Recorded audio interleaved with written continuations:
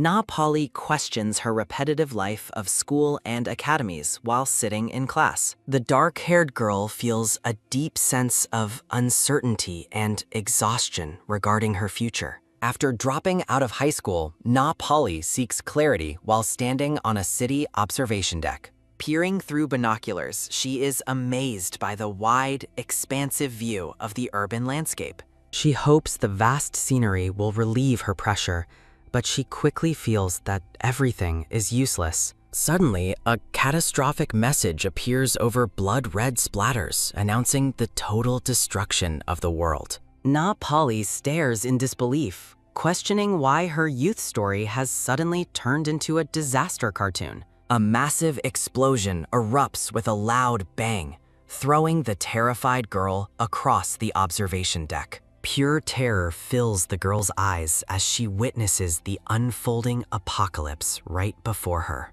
A colossal white dragon emerges with a burst, laying waste to the city's skyline with its massive wings. Debris falls around her as she screams in terror, realizing there is absolutely no room for escape. Amidst the ruins and blue ethereal flames, Na Polly hears a strange noise and reacts in shock. She is disappointed to realize the sound came from a vibrating phone rather than another living survivor. The phone screen reports a global disaster that looks like a sci-fi movie invasion by mysterious beings. She grows confused, seeing the world's end clearly while the phone shows a different, cinematic reality. Standing alone in the wreckage, she spots the magnificent white dragon towering over the smoke and debris. The dragon unleashes a devastating burst of blue energy, finishing off the surrounding buildings with a beam. Dismissing the scene as too cheesy, Na Polly tries to snap herself out of what she thinks is a dream. A mysterious woman with long white hair and striking purple eyes watches the girl from the shadows.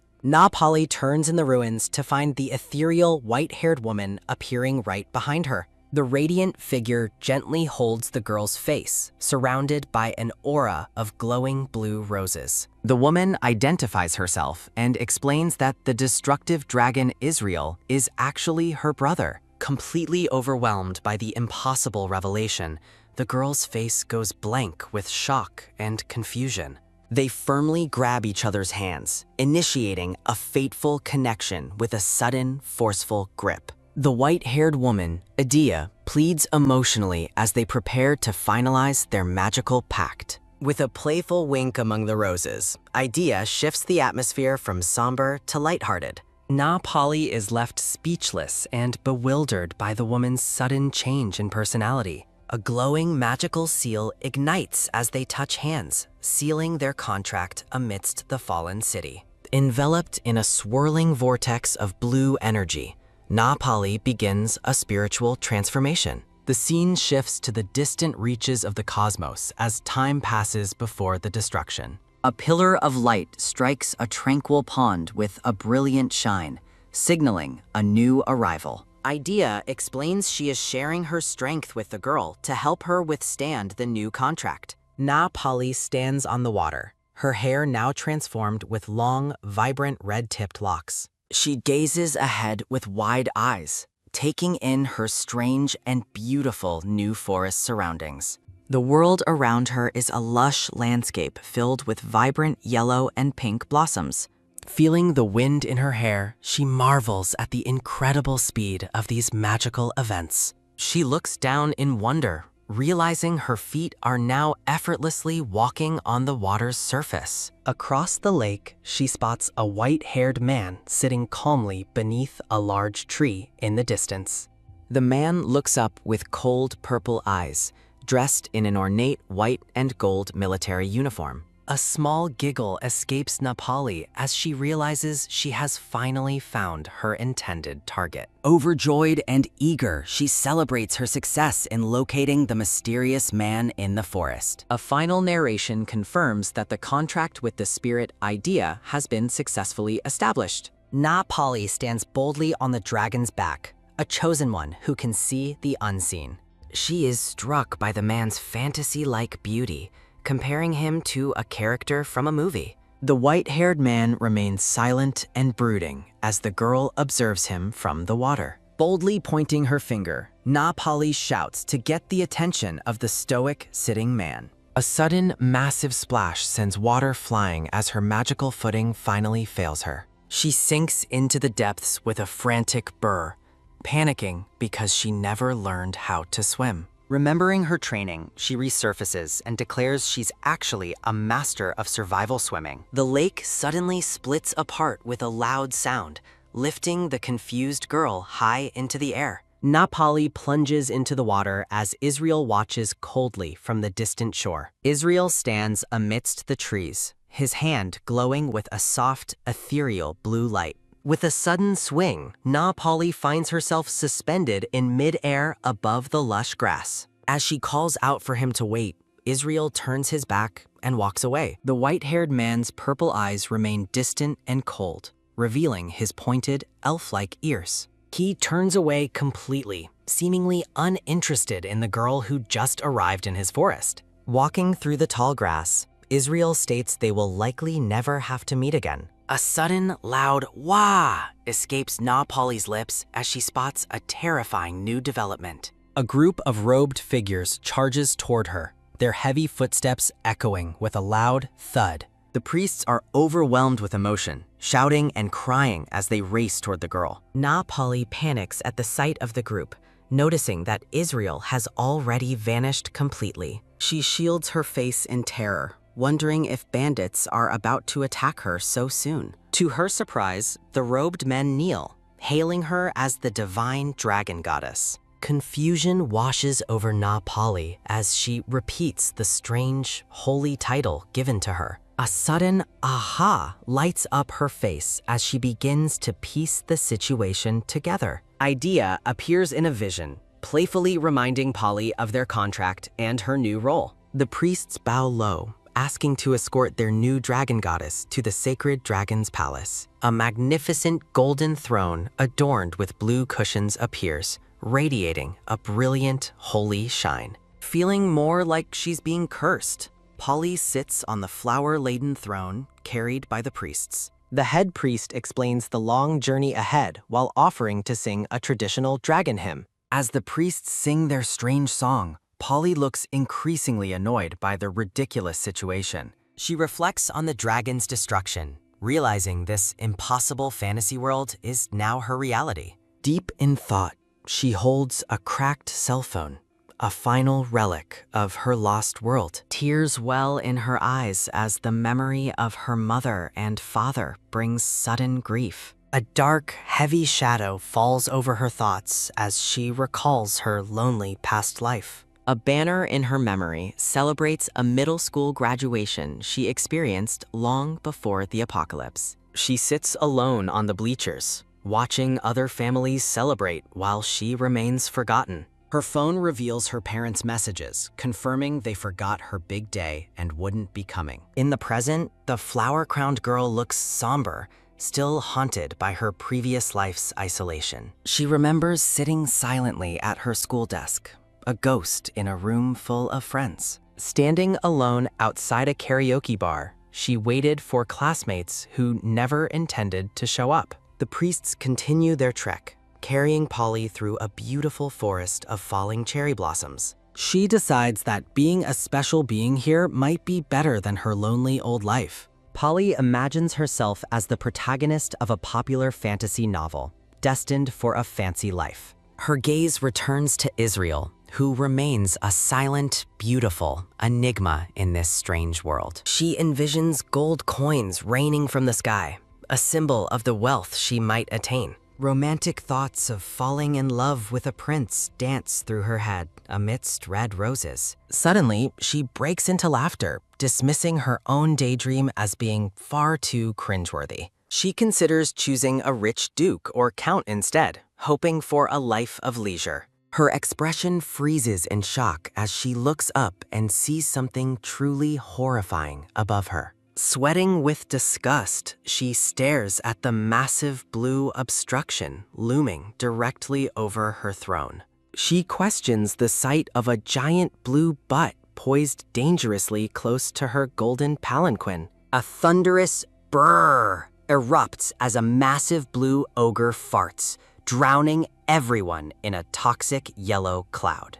The ogre wanders away with a loud pwang, leaving a wake of foul gas behind him. The priests collapse and gag, letting out pained cries of kayak and kuak from the stench. The elder priest desperately tries to maintain order, calling for everyone to stay calm and armed. He winces at the toxic smell while the oblivious blue ogre scratches his ear in the background. Dizzily coughing, Polly tries to adjust to the smell, as the priest admits it is quite foul. The priests rally together, vowing to defeat the ogre and protect their goddess at all costs.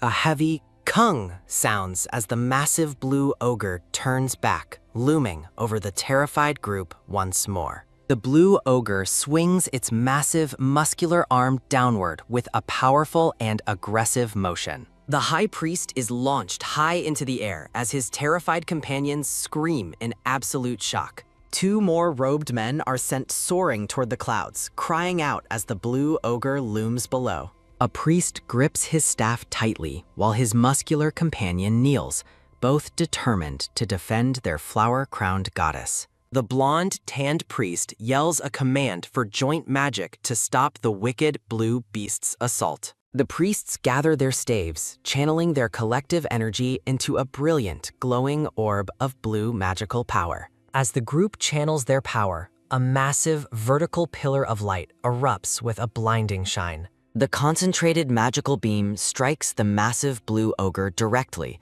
illuminating the forest with its intense, radiant energy. The blue ogre pauses, looking down at the impact site with a blank, confused expression on its face. To the priest's horror, their joint magic shatters into harmless crystal fragments against the ogre's thick blue hide. Despair washes over the robed men as they realize their strongest magical attack has failed to leave a scratch. Na Polly watches the struggle with wide eyes, wondering if she should intervene in this increasingly dangerous situation.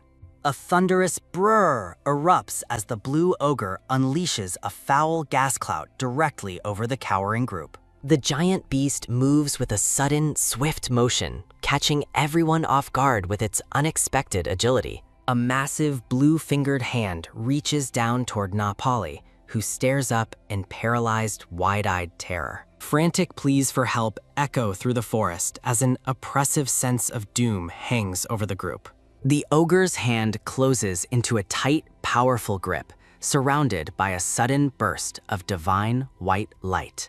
A blinding radiance fills the scene, forcing the priests to shield their eyes while the ogre recoils in pain. In a spiritual vision, the ethereal idea stands behind Na Polly, channeling a surge of radiant energy through her. A mysterious voice explains that this small gift of power will help the girl's human body withstand the trial. The blue ogre winces and covers its face as the brilliant shine becomes too intense for its eyes. A moment later, the ogre and priests realize that Na Polly has completely vanished from her golden throne. The brown-haired priest is left speechless, wondering what happened to their divine goddess in that flash of light. Amidst the wreckage of the throne, the girl stands tiny and unnoticed behind the massive, looming blue creature. The priests wail in grief, believing their goddess has been crushed, unaware she is standing right between them.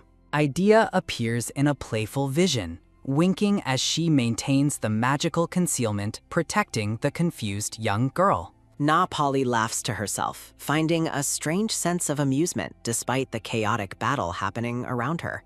Her expression turns serious as she considers her options, debating whether to run away or face the beast. She decides that running would be cowardly after everyone risked their lives to protect her from the ogre. Memories of her former life as an average student flash through her mind, fueling her newfound sense of purpose. She recalls her quiet nights playing games, realizing her current reality is far more high stakes than any virtual world. With a determined gaze, Na Polly searches for a way to use her limited skills to defeat the monster. The blue ogre suddenly reaches out, capturing the terrified brown-haired priest in its massive, crushing grip. The monster lifts the screaming priest toward its open mouth, intending to finish him once and for all. The blonde, tanned priest stares in horror, paralyzed by the sight of his companion about to be eaten.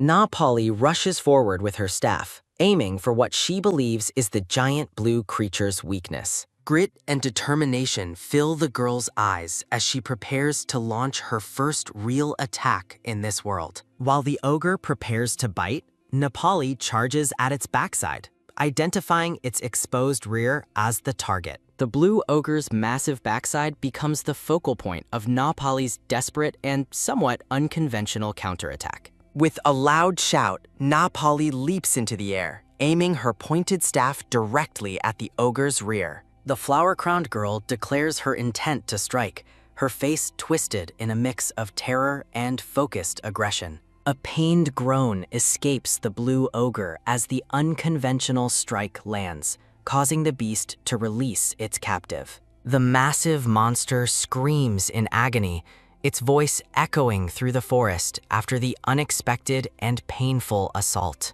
The blue ogre collapses onto the grass with a heavy thud, defeated by the girl's surprising maneuver. Na Polly stands breathing heavily, her face flushed with adrenaline after her successful, albeit strange, first combat encounter. The priests stare in wide-eyed wonder, crediting their divine goddess with performing a miracle they can barely comprehend. While the priests envision her as a radiant, holy being, Nepali remains confused by her own accidental heroism. She struggles to reconcile her clumsy actions with the graceful, powerful image the priests have formed of her. The robed men call out for their goddess to reveal herself, unaware she is still standing right beside them. Tension fills the air as the priests beg for Nepali to show herself, fearing they have offended her. Looking down at her school uniform, Nepali realizes the priests cannot hear her silent thoughts. The black-haired girl wonders if she can communicate by writing since they share the same world path.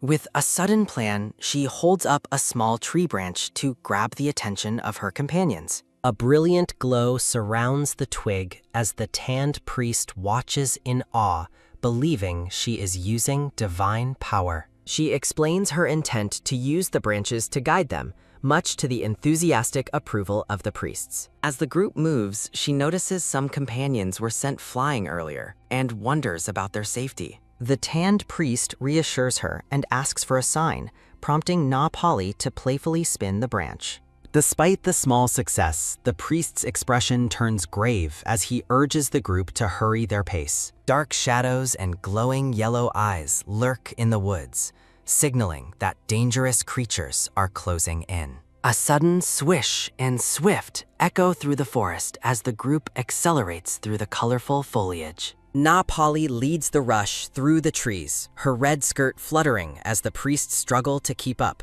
Reaching the temple under a full moon, Na Polly begins to glow with a soft, ethereal, magical light.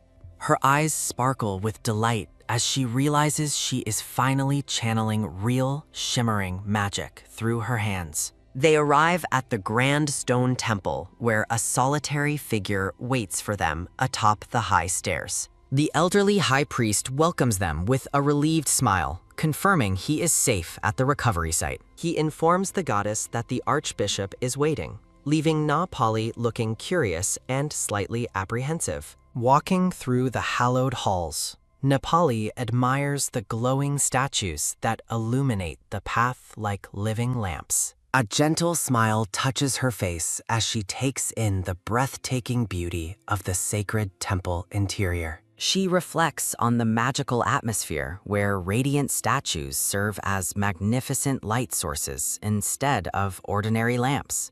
Idea appears in a sparkling vision, calling out to her human contractor to approach the dragon's warrior. Nepali looks up inquisitively, questioning what kind of person this high-ranking archbishop will turn out to be. A muscular, bald man in white robes prepares himself, commanding his collection of gold to be brought forth. A blue-haired priest complies, struggling to carry a massive white bag filled with the archbishop's secret treasures. The bag opens to reveal a variety of colorful wigs, ranging from bright blonde to deep emerald green.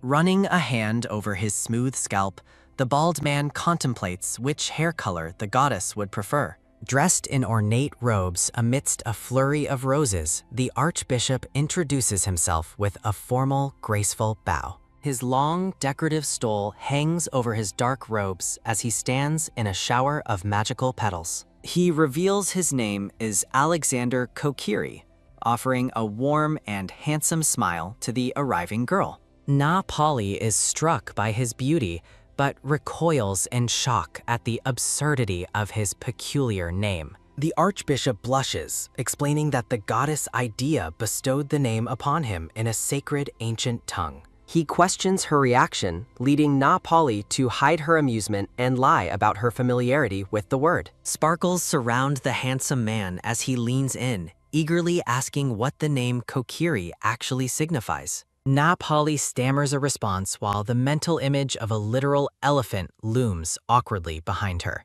She describes elephants as big and wise animals, leaving the green-haired archbishop delighted by this exotic new world. He looks utterly bewildered as she explains that an elephant's long nose functions much like a human hand. A mysterious voice interrupts their conversation, causing both Napali and the archbishop to freeze in confusion. High above the room, the ethereal Idea sits playfully atop the head of a massive stone statue.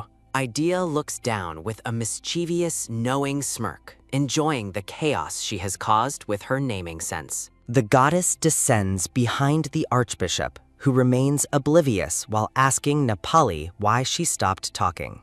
A sudden jolt strikes the archbishop as he senses a terrifying presence manifesting directly behind his back. The archbishop faints from the shock, and his green wig comes loose, sliding off his perfectly bald head. Na Pali lets out a terrified kya as she witnesses the high-ranking priest collapse in such a ridiculous fashion. Idea giggles at the sight of the bald head, while Napali asks if she even cares he fainted. The goddess clings to Napali, who worries that the poor man might actually be dead from fright. The pair eventually settles onto a church pew, where Idea mentions hearing about Napali's victory over the ogre. Napali looks skeptical, reminding the goddess that she hasn't actually learned how to use magic yet. Idea looks on with a calm expression as the girl reflects on her accidental heroism in the forest.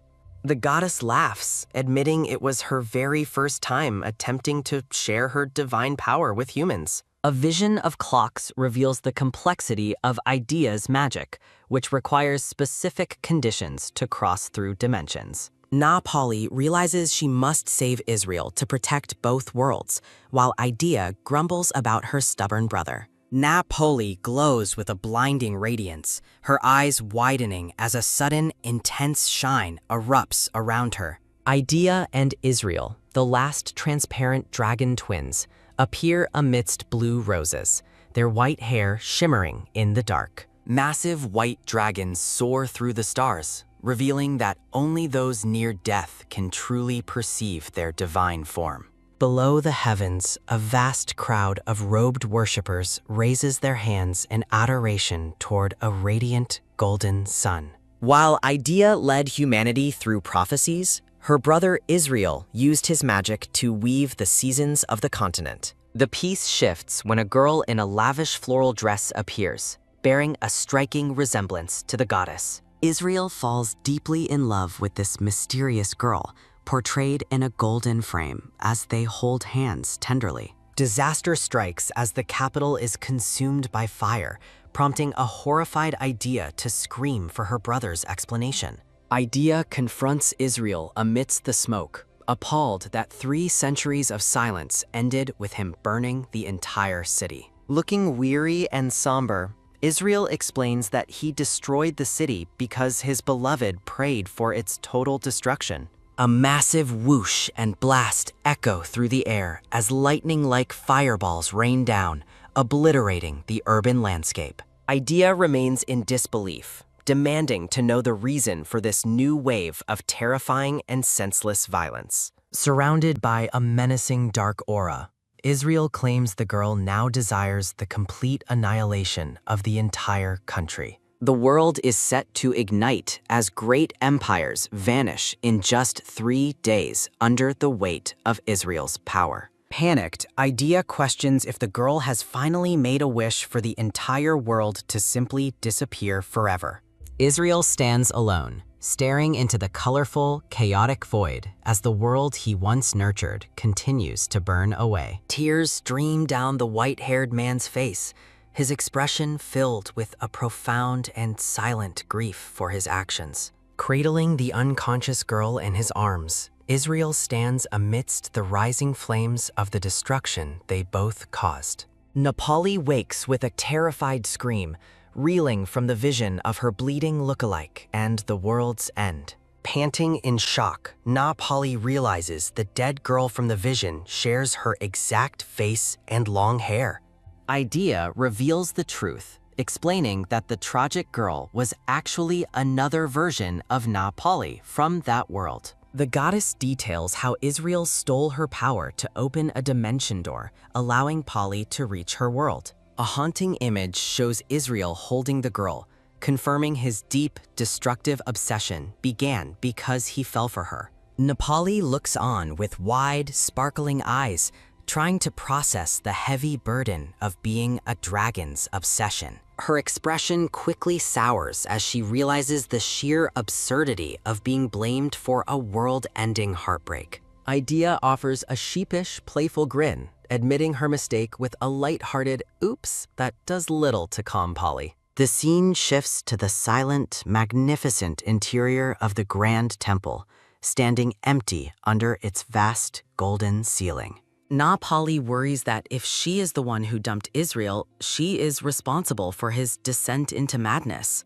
Idea places a comforting hand on the girl's shoulder, guiding her through the confusing web of fate and dimensions. The white-haired goddess covers her mouth and offers a tearful apology for the chaos her brother has unleashed. Despite her annoyance, Nepali urges Idea to continue her story, while the goddess reacts with a happy cheer. The narrative shifts, noting that while the world's end is near, Israel hasn't actually met this version of Pali. Pali feels like a strange doppelganger, while Idea jokingly suggests that in this timeline, Israel might not be born. Idea's gaze turns serious as she prepares to ask Nepali one final, crucial favor regarding the future. A vision of the handsome, white-haired Israel appears against a starry background, looking calm and ethereal in the void. Nepali reaches out to Israel in the stars,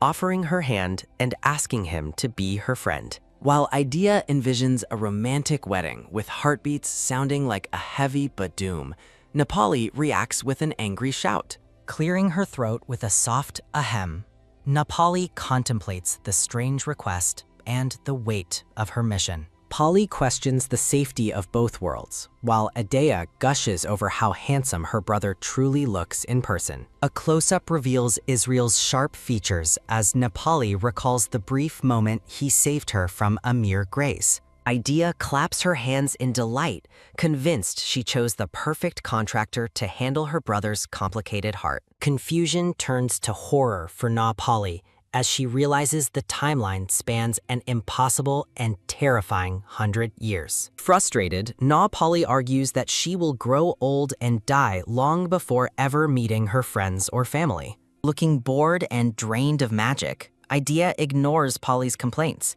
prompting the girl to call her a tight lizard. A cold shiver runs down Pali's spine as Idea promises they will meet again if Pali survives her life. Idea leans in with a final wide-eyed look of surprise or urgency before she begins to fade from view. With a sudden poof of magical smoke, Idea vanishes, leaving a furious Nepali screaming at the empty air. The goddess's voice echoes one last time, tasking Pali with her brother's care as the girl shouts in protest. Nepali is left completely alone in the shimmering void, desperately calling for Idea to come back and help. The vision ends abruptly, confirming that Idea did not return, leaving the grand temple hallway silent and utterly deserted. A portrait of a handsome man with flowing green hair and golden eyes introduces the high-ranking archbishop. Life becomes luxurious for Na Pali as she enjoys grand feasts served by her loyal, muscular priests.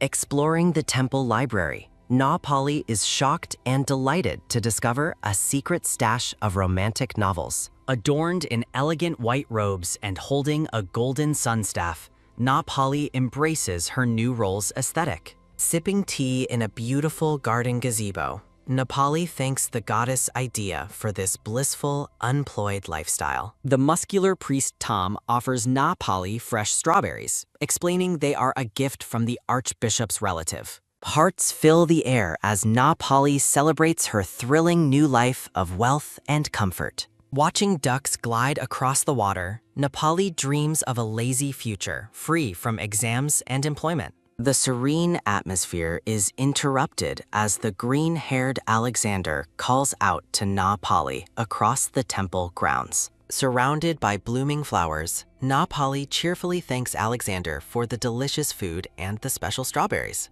Alexander notes that a month has passed since her arrival and is pleased to see her adjusting so well. The massive, sprawling Imperial palace looms ahead, serving as the setting for the next step of the prophecy. A sudden flop. Alexander collapses in apology, confessing he drunkenly reported her presence to the royal palace. A hand reaches out with a red scroll as Alexander reveals that the palace has sent a formal reply. Napali's excitement turns to confusion as she unrolls the scroll, only to find it filled with nonsense. Horror strikes Napali as she realizes the true weight of the summons coming from the Imperial palace. The realization sinks in that her peaceful life is over, and she is now bound to the palace. Napali stands frozen, her mind reeling at the fact that she is now officially inside the Imperial palace. Alexander laughs sheepishly as Napali asks if he's been treating her like a fake prophet all along. A grand view of the Imperial palace reveals the scale of the world Napali is about to enter. Inside the throne room, the court reflects on 1,000 years of failed prophecies and a lack of results. Ancient art depicts a massive white dragon shielding a red-haired girl, symbolizing the sacred bond of the empire. The emperor discusses the prophecy, noting that the temple was tasked with selecting a handsome man as archbishop. A sudden ahem and a jolt echo through the hall as the emperor's stern presence demands absolute silence. The emperor explains that the dragon temple's purpose is to protect the empire from the ravages of famine. Looking somber, the blonde-haired emperor warns that neglecting the temple has begun to shake the people's faith. The emperor points a demanding finger, insisting that Napali must prove her power to prevent impending disasters. A powerful grip tightens the emperor's fist as he issues a terrifying ultimatum for failure. Napali's voice screams through the air, her internal panic reaching a breaking point as the mission starts. Frustrated, Napali argues that using transparent magic to stop floods and landslides is an impossible task. She lists the elemental conditions of wind, water, and fire, mocking the situation as a ridiculous fantasy cartoon. The white-haired elder priest offers a gentle, knowing smile as he listens to Napali's frantic complaints. Alexander places a hand on his chest, encouraging a brave Napali to make the impossible finally possible. Sparkles surround Napali as she looks at Archbishop Kieri with an expression of newfound hope and admiration. A cold freeze takes hold of Napali as she imagines herself facing execution for being a fraud. A desperate struggle ensues as Napali tries to flee, shouting for Idea to take her back home. Tears stream down her face as Napali lets out a powerful scream, calling for the goddess's help. The scene shifts to a refined Napali, now dressed in traditional pink and purple silk robes. A sudden shake rattles the carriage as Napali sits in her floral finery, trembling with nervous energy. A carriage pulled by 4 horses races through the sun-drenched forest toward an uncertain and dangerous future. Letting out a heavy sigh, Na Polly looks out the carriage window, mourning the end of her peaceful days. She stares at a book with a nervous sweat drop, realizing the high cost of her supposedly free life. A chorus of sobs sounds as the priests reveal that she ate the temple's very last chicken. A hand holds a tiny glowing chick as Na Polly gasps in horror at her unintentional cruelty. Na Polly questions the lack of funds, learning the temple is bankrupt from royal neglect and charity work. A heavy drop of realization falls on Na Polly as she looks at the crumbling state of her sanctuary. Alexander smiles brightly while mentioning the massive debt accumulated from the ongoing repairs to the temple walls. The carriage continues its dadak journey, the horses' hooves thundering against the dusty forest road. Na Polly compares her dream of luxury with the grim reality of potentially ending up in a cage. With a resigned expression, Na Polly concludes that, in this world, nothing is truly ever free. The carriage approaches a peaceful village, though a foreboding warning suggests significant trouble waits ahead. Enthusiastic villagers gather to welcome the travelers, holding baskets aloft with joyful and welcoming smiles. A sudden wah of excitement erupts as Na Polly stands with her companions before the grand carriage. Feeling the heavy pressure of her new role, a nervous Na Polly offers a hesitant greeting. Na Polly pauses mid-introduction, her mind wandering back to the painful memories of her former life. A flashback reveals Polly in a modern classroom, struggling as she recites history names for a lesson. The memory turns sour as her classmates mock her, leaving her feeling confused and socially isolated. Laughter rings out from the other students, making Polly feel small and embarrassed over her pronunciation. Back in the present, a dark aura of shock washes over Polly as she recalls that past humiliation. A kind, blonde-haired woman breaks the tension, showering the girl with praise for her wonderful introduction. The local women beam with happiness, officially welcoming Miss Polly as their new and revered goddess. Surrounded by sparkles and petals, Na Polly is overwhelmed by the genuine warmth and acceptance of the people. The scene shifts to the quiet rooftops of the village as the sun begins to set. In her room, the muscular Tom brings fresh linens to a reflective Polly as she settles in. She appreciates the simple luxury of soft sheets, grateful for the care the villagers have provided her. Polly's curiosity peaks as she asks Tom about the strange atmosphere and problems currently facing the town. Tom listens intently, his expression hardening as he prepares to discuss the village's mysterious and growing troubles. High above the town, a regal white-haired man floats effortlessly, casting a cold gaze over the streets. A sudden whir sounds as the ethereal figure watches the village,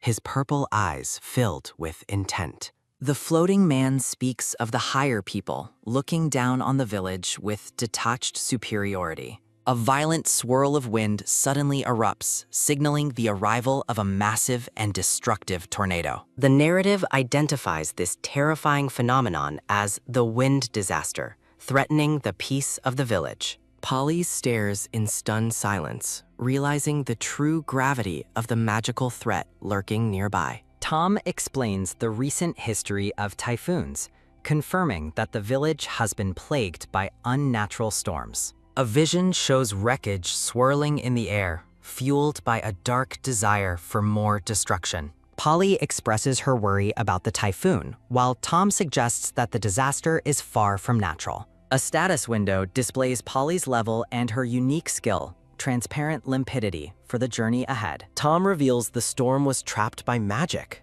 indicating it was a deliberate act rather than nature's whim. Looking serious, Tom notes the typhoon is being controlled by someone, while the floating man lingers nearby. Na Polly realizes they are dealing with intentional magic manipulation, and Tom confirms her dark suspicion. Dark-robed figures move in the shadows, suggesting a secret organization is active behind the scenes. Tom believes that if magic is the cause, they must search the town for any lingering traces. Eager to help, Na Polly resolves to head out immediately to investigate the source of the disaster. The investigation is interrupted by a young, orange-haired girl holding a beautiful, sunlit bouquet of flowers. Both Polly and Tom are caught off guard by the child's sudden and cheerful appearance. The little girl offers mountain-picked flowers to the goddess as a heartwarming gift of gratitude.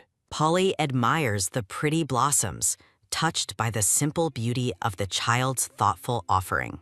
The girl reveals her name is Mary and shyly asks Polly for her very first autograph. More children rush in, their voices overlapping as they all beg for an autograph from their hero. While Polly is bewildered, Tom reveals he already bought a pen, anticipating this celebrity moment. Looking out at the distant tornado, Polly laughs at the absurdity of giving autographs during a disaster. Despite her shyness, Polly sits on her bed and diligently writes names for the children's families. She proudly finishes the long list, handing over the notebook with a bright and tired smile. The boys celebrate their new treasure, realizing the high value of a first edition signature from a goddess. Mary hatches a plan to sell the autographs and make the group rich, utilizing Polly's divine reputation. With cheers of hooray and excited shouts, the children scurry away to execute their business plan. Na, Polly, and Tom are left behind, watching the empty doorway as the children's cheers fade.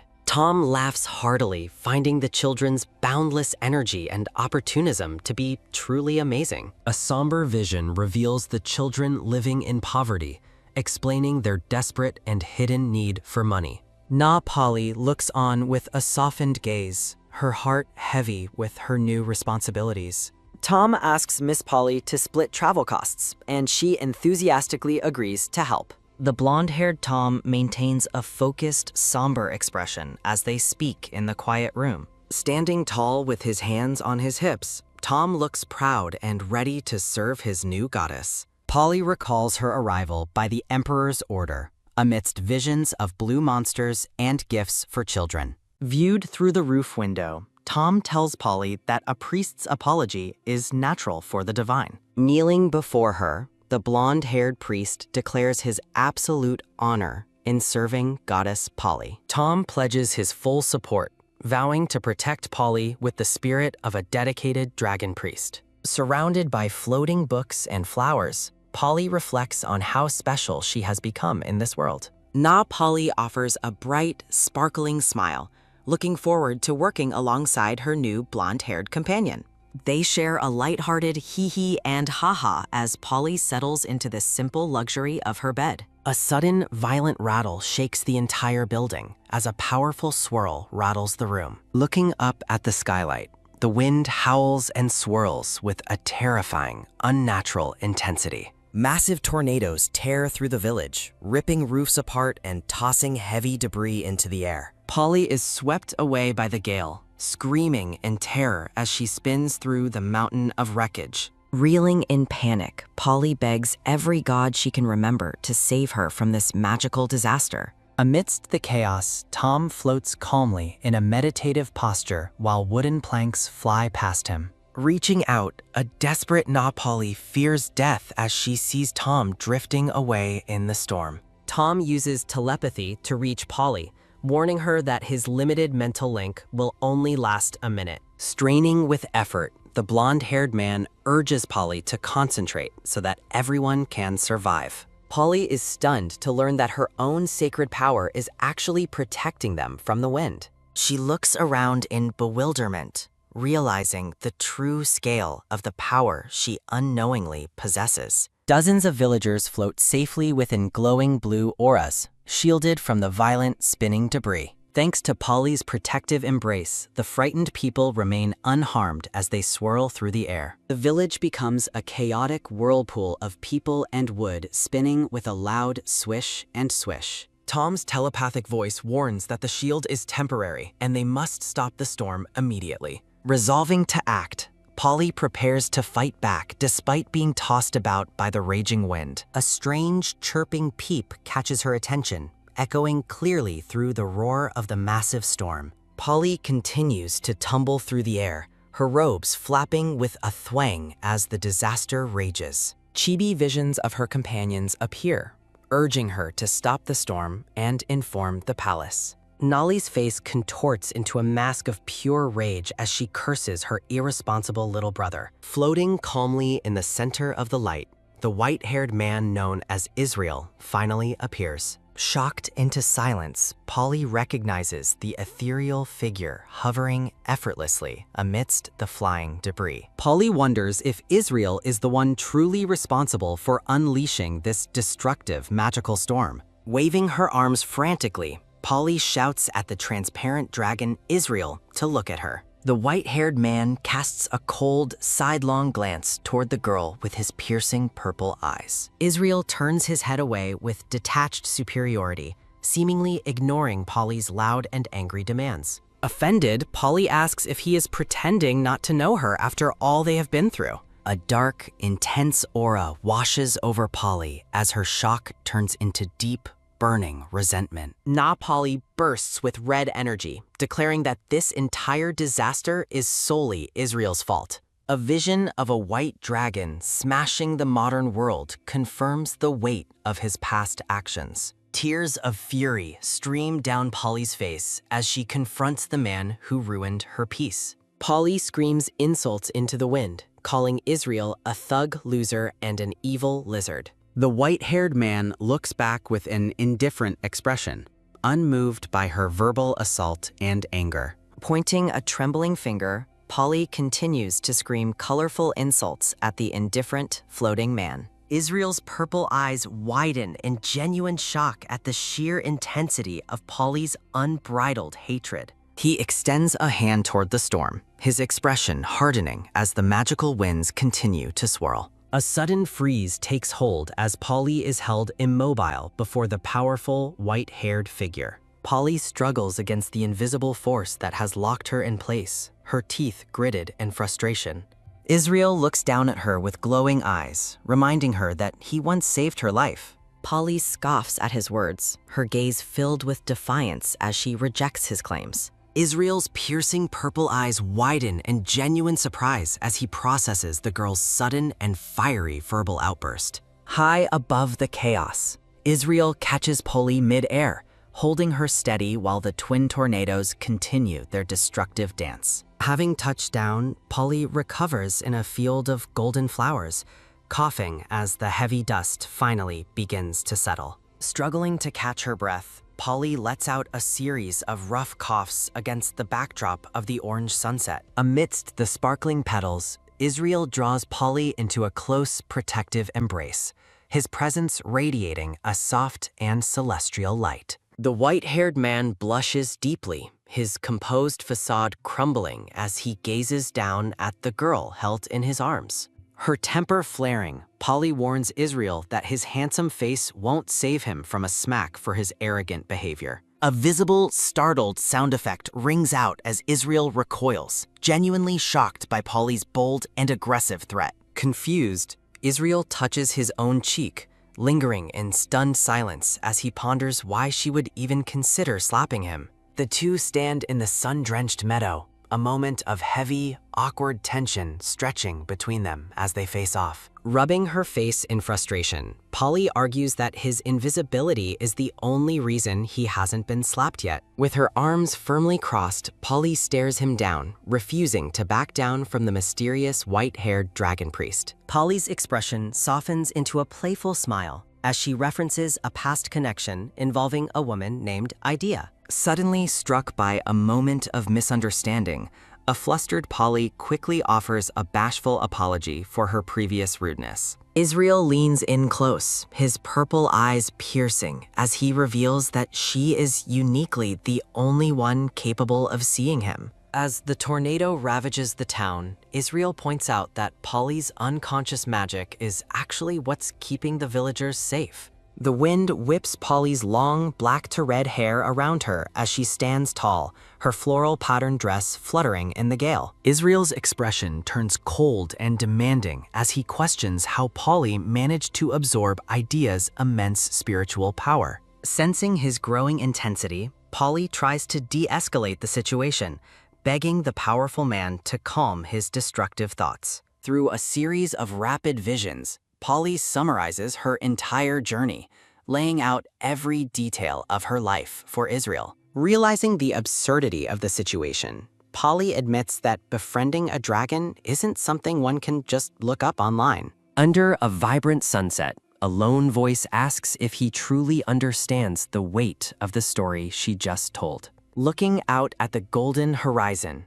Israel finds her honesty surprisingly refreshing, his usual coldness beginning to thaw. Touched by his response, Polly beams with a wide, radiant smile, her eyes sparkling with hope for a new partnership. The atmosphere shifts as Israel labels her both crazy and capable, a backhanded compliment that leaves Polly looking rather speechless. Polly erupts with energy, presenting herself as living evidence of his sister's strength that was entrusted directly to her. Petals drift through the air as Israel admits he believes most of her wild claims, his gaze softening considerably. In a shocking turn, Israel claims he was driven insane by his love for her, leaving Polly utterly stunned and blushing. Unfazed by his dramatic confession, Polly tells him to stop trying to charm people with his undeniably pretty purple eyes.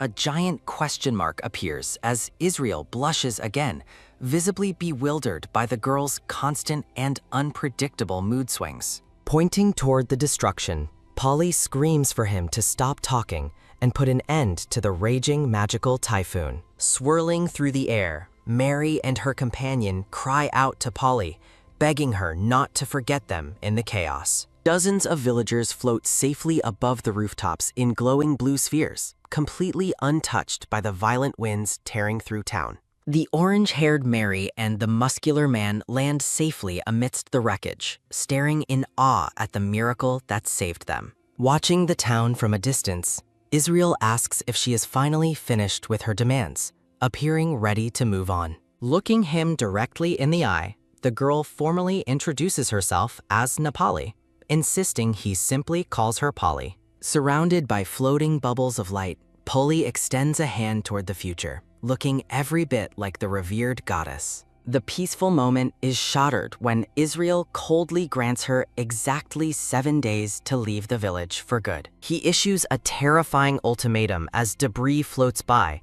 declaring the entire town will be wiped away on the 8th day.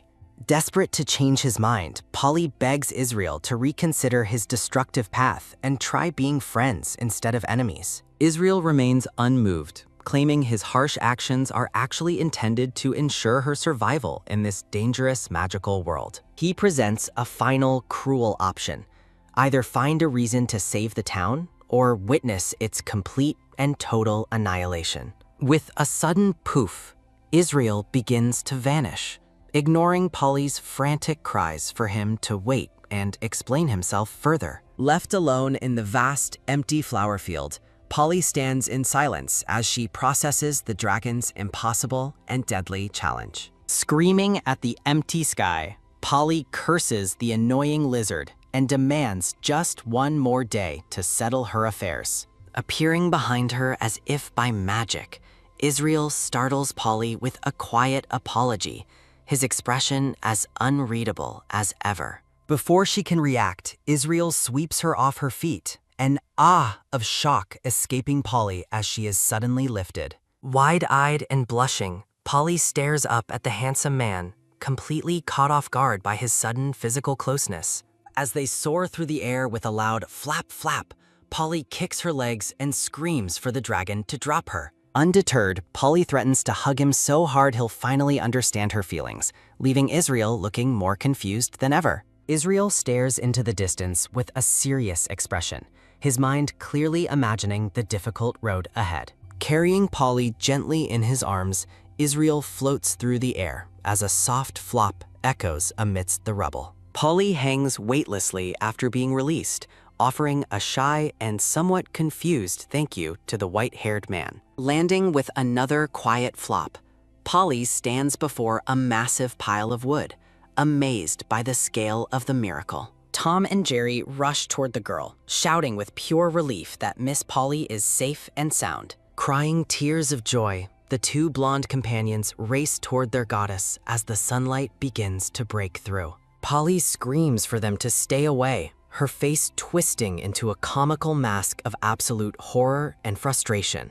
The two men ignore her demands and pull Polly into a massive, heart-filled group hug that leaves her overwhelmed. Israel observes the happy reunion from his place in the sky, while the villagers check if Polly was injured. The small, enigmatic smile plays on Israel's lips as he watches Polly from a distance with his piercing eyes. As the sky turns a vibrant orange, Israel's voice reminds her that she must leave by the 7th day. Israel's voice calls her a friend, and Polly responds with a defiant gesture as a quick rise sound rings out. Furiously rejecting the label of friend, Polly calls Israel a lizard while holding up a middle finger in total defiance. Tom and Jerry copy Polly's obscene gesture, completely unaware of its meaning as they look on with innocent curiosity. A chibi Polly is horrified to learn that her companions think her rude gesture is a local holy custom. A chorus of ha ha ha sounds as the group shares a lighter moment despite the wreckage surrounding the town square. A loud burr sound comes from Polly's stomach, prompting her to realize that everyone is hungry after the ordeal. Standing on the wreckage, Polly takes charge and tells the gathered villagers to follow her lead for the evening.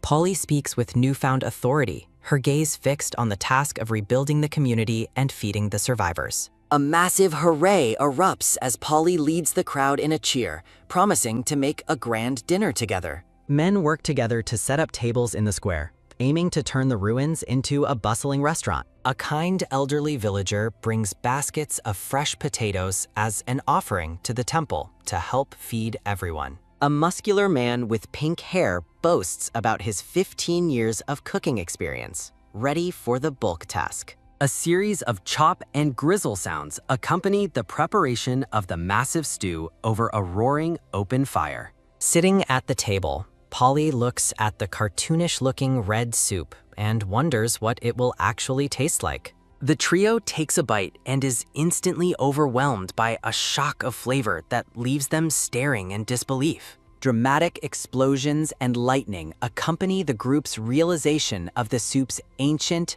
earthy, and truly ancestral potato taste. In a comedic twist, the group turns dark with realization, admitting that the soup is actually not good at all. Polly maintains her composure and thanks the chef for his efforts, even if the result was a culinary disaster. A bright, hopeful smile returns to Polly's face as she looks out over the gathering of people in the square. Despite the taste, the hungry villagers eat with incredible speed, devouring the simple stew like a pack of wolves. Loud gulp sounds fill the air as the townsfolk finish their meals, finally feeling the comfort of a full stomach. Pft and kek sounds are heard as the group laughs together, finding humor in their shared culinary experience. A loud ha ha ha echoes through the night as the survivors finally relax and enjoy one another's company. A man brings out barrels of wine, inviting everyone to celebrate their survival with a drink under the sky. Polly reminds the others that she is still a minor, causing a moment of surprise during the outdoor banquet. Regardless of her age, Polly decides to enjoy the wine, drinking deeply with a blissful and slightly tipsy expression. Her mind wanders to Israel, and she wonders why he would ever want to destroy such a vibrant community. 5 days pass since the typhoon, and the clear blue sky signals the start of a brand new chapter. The Reconstruction is well underway, with a grand cathedral and fortified castle towering over the busy streets. Strong villagers labor in the bright sunlight, carrying wood and bricks to repair the damage from the magical storm. Wearing a lovely red and white gown, Polly reviews the successful reconstruction plans alongside her tall companion, Tom. Jerry floats excitedly near the scaffolding of a new building, holding a scroll and cheering for their progress. A loud roll sounds as Jerry reveals a massive list detailing all the generous donations from the townspeople. The pile of donations is impressive, featuring gold coins, fine silks, fresh fruit, bread, and bottles of premium liquor. Tom and Jerry weep with joy at the sight of the riches, dreaming of expanding the temple's animal farms. Polly laughs bashfully, overwhelmed by the realization that she has become a truly beloved leader without even trying. Her stress returns as she worries about the impending deadline and the fact that a god is their enemy. A shimmering vision of Israel appears as Polly reflects on her lonely struggle to understand his destructive motivations. Looking toward the horizon, Polly wonders once more why the dragon priest is so determined to ruin her home.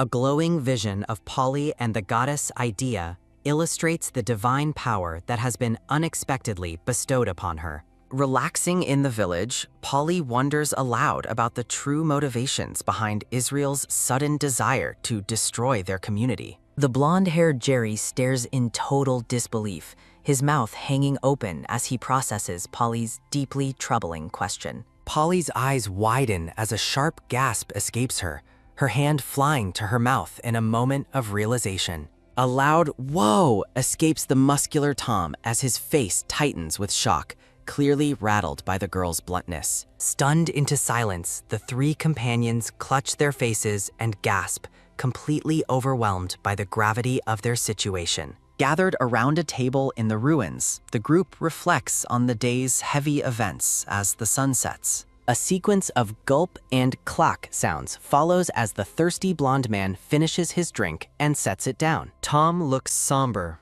reflecting on how the village's current disaster is fundamentally linked to the will of their gods. A vision of the white-haired Idea appears as the man explains their church's absolute devotion to the dragon goddess. Tom continues his explanation, noting that as Idaya's brother, Israel's presence was something the church could never dare ignore. A shimmering vision of the handsome Israel appears as Polly asks why there is no dedicated shrine for him.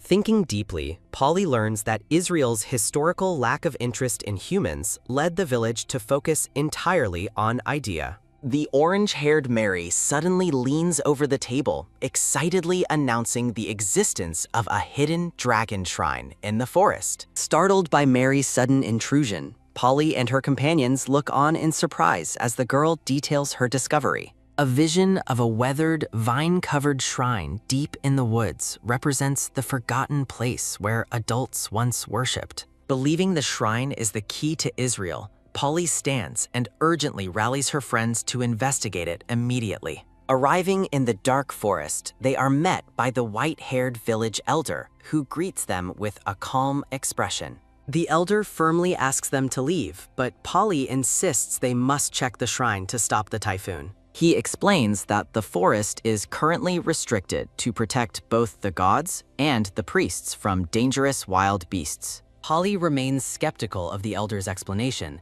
her suspicious gaze reflecting a growing sense of doubt about his honesty. A dark, grainy texture fills the air as a profound sense of unease begins to weigh heavily on Polly's mind. The scene shifts back to the silent, dark forest as a narrative note suggests a desire to forget the woods. Exhausted from their journey, Tom and Jerry lean against one another and fall into a deep, peaceful sleep. A rhythmic snore sounds from the two sleeping men as they drift off, completely unaware of Polly's secret plans. Stealthily peeking from behind a door, Polly watches her sleeping companions with a determined and slightly mischievous glint. Under the glowing crescent moon, Polly prepares to sneak out and investigate the forbidden forest using her unique powers. Cloaked in a dark hood and glowing with magical energy, Polly moves through the night, focused on finding the shrine.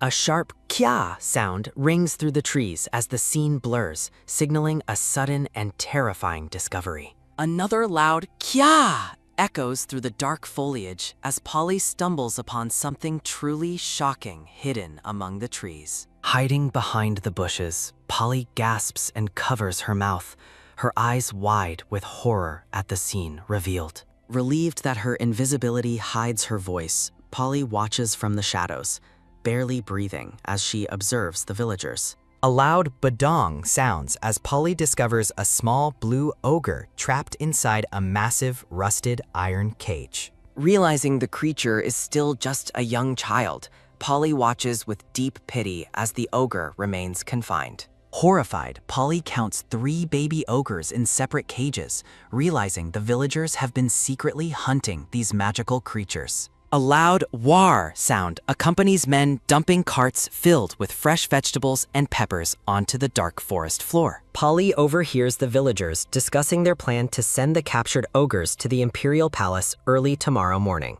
Polly realizes this cruel secret is exactly what the elder was hiding by banning entry into the Forbidden Woods. A man cruelly orders the young ogre to eat its vegetables, threatening the creature with violence if it refuses. Angry and trembling, Polly watches from the bushes, a sudden jolt reflecting her fury at the villagers' blatant cruelty. A rhythmic bang sounds as the stuffed baby ogre pots its bloated stomach, completely incapacitated by the forced meal. The villagers mockingly poke at the caged creature, taunting the helpless monster to show some sign of life.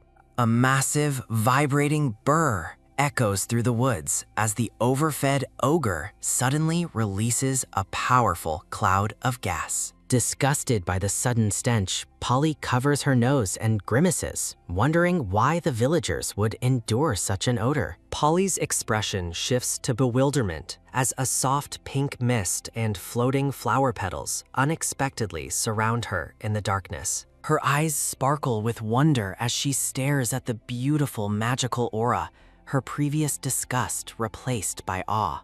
To her shock, the villagers react with a blissful flush, seemingly intoxicated and delighted by the ogre's fragrant magic. The village elder is credited with discovering this lucrative and bizarre secret, bringing immense support from the Imperial Palace. A villager eagerly captures the glowing pink essence into a magical orb, noting its high value among socialite ladies. Israel suddenly appears beside Polly, startling her as he makes a sarcastic comment about the fragrant and magical gas. Polly is startled by Israel's sudden appearance, clutching her chest as a sharp gasp escapes her. Israel explains he didn't intend to solve the village's problems, his gaze remaining cool and detached. Standing before a forgotten wooden marker, Israel admits he simply despises humans committing crimes on his land. Visions of war, betrayal, and greed illuminate the dark sky, representing the human vices Israel detests. Polly stands silently in the forest, processing Israel's harsh worldview and the weight of the villagers' secrets. Israel suggests wiping out the village as a deterrent, leaving Polly horrified by his casual disregard for life. Polly challenges Israel's indifference, asking if he truly intends to abandon the innocent young ogres to their fate. Her temper flares as Polly shouts at the villagers, her righteous fury growing at their continued cruelty. Israel remains unmoved, standing stoically amidst a shower of pink petals, while Polly continues her heated protest. A sudden swish sounds as Polly moves with determined speed, her invisibility masking her approach to the iron cages. Polly exerts her strength, a heavy clank sounding as she heaves a large stone against the metal bars. Repeated clank sounds echo through the trees as the invisible Polly hammers the stone against the rusted cage. The 3 men recoil in absolute terror, their faces twisting as they shriek about a ghost haunting the woods. Panic erupts as the villagers flee, screaming for help while their cargo of tomatoes spills across the grass. Polly watches the retreating men with contempt, wondering how such cowards managed to capture the young ogres. A wet squash sounds as a flying tomato strikes Polly's invisible face, leaving her stunned and covered in pulp. Emboldened by a folk legend about tomatoes catching ghosts, the men rally and begin a fruit-based assault. Thick thud sounds fill the air as the villagers pelt Polly with tomatoes, ignoring her cries to stop. Watching the chaotic scene from the bushes, Israel dryly remarks on the group's stupidity as Polly is bombarded. A rhythmic drip sounds as Polly stands defeated, her entire body soaked in red tomato juice and seeds. The villagers stare in frozen horror, their bravado vanishing as Polly begins to manifest through the red mess. Screams of ogre and devil echo through the woods as the terrified men sprint away from the red-stained girl. Wiping the red juice from her eyes, a furious Polly vows to hunt down and punish the villagers later. A sudden pft and poo-ha-ha sound as Israel bursts into laughter, finding Polly's tomato-covered appearance hilarious. Infuriated, Polly calls Israel a lizard and declares that his mockery has cost him her willingness to help. Israel steps forward and uses his divine magic, a shimmering light washing away every trace of the tomato stains. Polly gasps in surprise, realizing her gown and skin have been instantly restored to their original clean state. A rare, gentle smile touches Israel's lips as he watches Polly's bewildered reaction to his helpful magic. A bright shine emanates from the cage as the youngest baby ogre notices a powerful presence approaching. The baby ogres celebrate with a joyful party, cheering as their long-awaited rescue finally arrives. A massive blue adult ogre emerges from the foliage, causing the trees to shake as it reunites with babies. Polly recalls a past encounter with an ogre, admitting she once knocked one down by poking its backside. Israel is visibly baffled by Polly's strange anecdote while she bashfully covers her mouth and giggles. As the adult ogre leads the young ones away, Polly asks why the parent waited so long to intervene. Israel explains that animals naturally avoid his presence, meaning the ogres only approached once he allowed it. The large ogre cradles the three babies with deep affection, a heartwarming sight that brings a smile to Polly. Polly rests her hand on the wooden marker, realizing that Israel's land has become a haven for these creatures. A firm knock sounds as Polly taps the wood, promising to confront the elders and end their hunting practices. Polly looks out over the forest floor, seeing the discarded peppers and tomatoes left behind after the chaotic confrontation. In a burst of divine energy, Israel transforms into a majestic white dragon, towering over the stunned Polly. The dragon announces that this land is no longer his, entrusting Polly to protect it in her own way. A powerful steam sound as a blue aura flares. Signaling the dragon's departure from the earthly realm. Desperate to maintain their connection, Polly begs Israel to make one final promise before he disappears forever. The dragon circles back with a swift sound, curiously asking what kind of promise she could possibly want. Polly calls him a friend, though Israel admits his isolation has left him ignorant of what friendship means. Israel claims a divine song will lead him back, but Polly reacts with horror at the thought of singing. Polly looks disgusted as she recalls the lyrics of the dragon hymn, finding the song entirely too embarrassing. The white dragon flies into the night sky, leaving Polly to grumble that she would rather dance upside down. Releasing a weary sigh, Polly is relieved that she won't have to sing that ridiculous song to find him. Realizing dawn is approaching, Polly decides to hurry back to the ruins before Tom and Jerry wake up. Tom and Jerry are imprisoned in a dark basement where Jerry worries about Polly while Tom urges her away. Under a crescent moon, a rope made of knotted sheets hangs from a high window at the elder's house. Looking at the rope, the village elder realizes with concern that Polly has escaped into the night after all. Smiling slyly, the elder muses on the shame of their situation while mockingly apologizing to the goddess. Flanked by his stern henchmen, the elder orders his men to catch the priests first for their next move. A mustached villager makes a bad joke about sinful stew, prompting a deadpan critique from the unimpressed elder. A rhythmic boing sounds as Polly leaps through the dark forest, her magic guiding her back toward the village. Stopping beneath the glowing moon, Polly realizes she forgot her hood, but decides it doesn't matter anyway. A sharp kia sounds as Polly returns, only to be startled by the elder's sudden appearance behind her. Facing the elder, Polly stands her ground as he leans on his cane and asks to have a talk. In the basement, Tom and Jerry sit bound in heavy chains, overwhelmed by Polly's rebellious and unpredictable nature. Surrounded by his men, the elder tells Polly he regrets his actions but feels forced by her continued defiance. Polly agrees to follow the elder's plan for now, her expression hardening as she accepts her role. Indoors, the elder explains how their lucrative ogre perfume business is vital to the village's future and palace support. With a confident bling gesture, the elder confirms that the secret ingredient is indeed gas from an ogre. A vision shows the king and socialites using the perfume, completely unaware of its disgusting and magical origin. The elder warns that the truth would bring the king's fury, leading to the utter devastation of their town. Polly challenges his greed, but the elder insists his deceitful ways saved the village from a catastrophic typhoon. Slamming her hands on the table, Polly lets out a sharp shout while confronting the elder's manipulative logic. Polly stares in disbelief as she processes the elder's plan to keep her as a hero to save them repeatedly. Consumed by rage, Polly vows to become an enemy to the villagers and avenge the favor she was shown. Soaking in a bathtub, Polly realizes she must act immediately, or Tom and Jerry will remain in mortal danger. Polly weighs a heavy choice.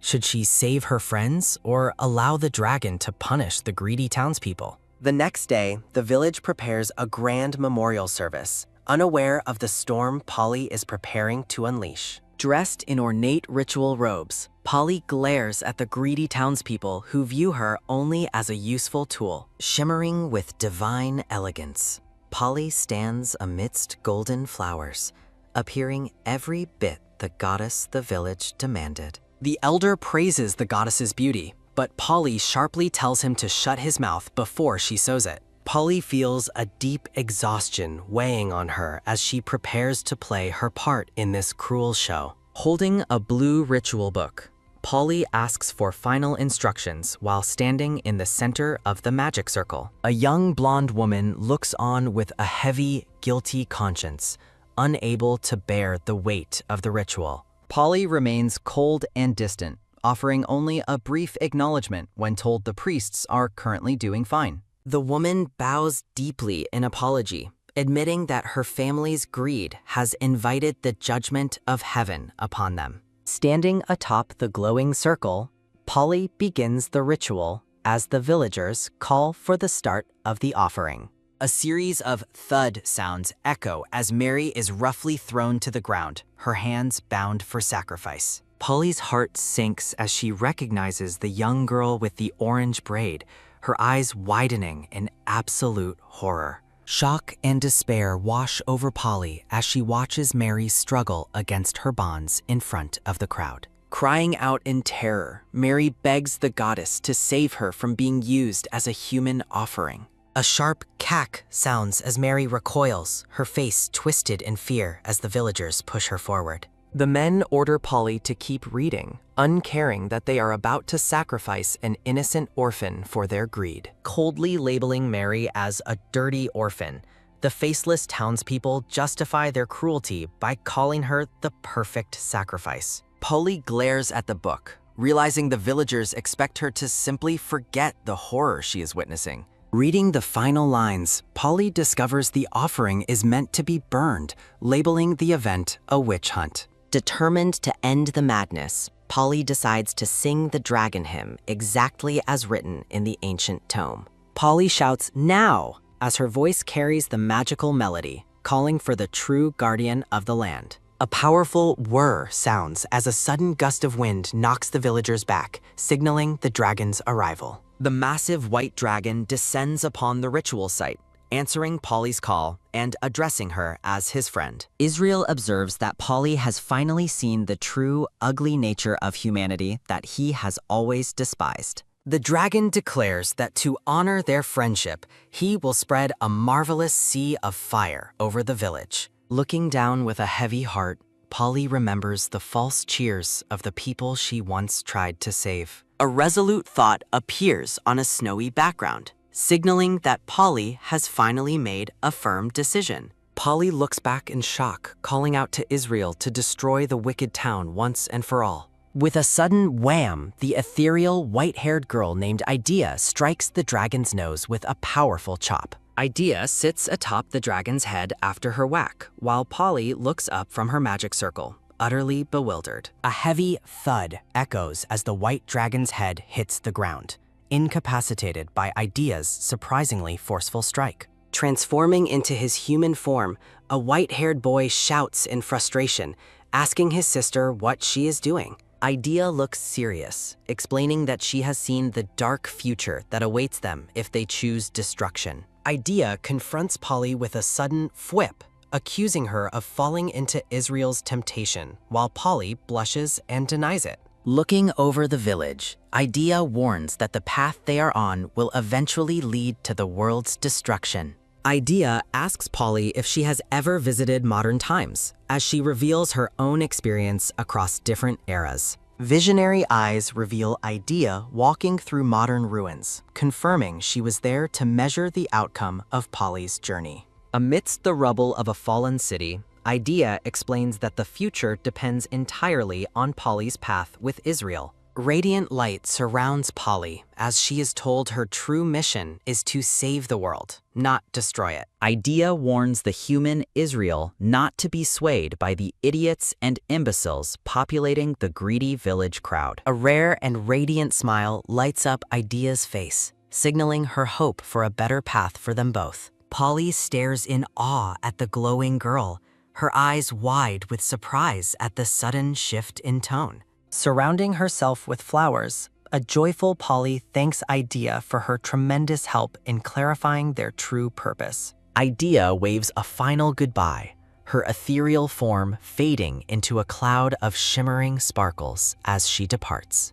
Israel and Polly stand before the villagers while Mary weeps in the background, a bright light flashing between them. Israel looks down coldly, claiming forgiveness is lame and telling the stunned Polly that he does not forgive her. A sharp exclamation mark appears as Israel is taken aback by Polly's unexpected response to his cold rejection.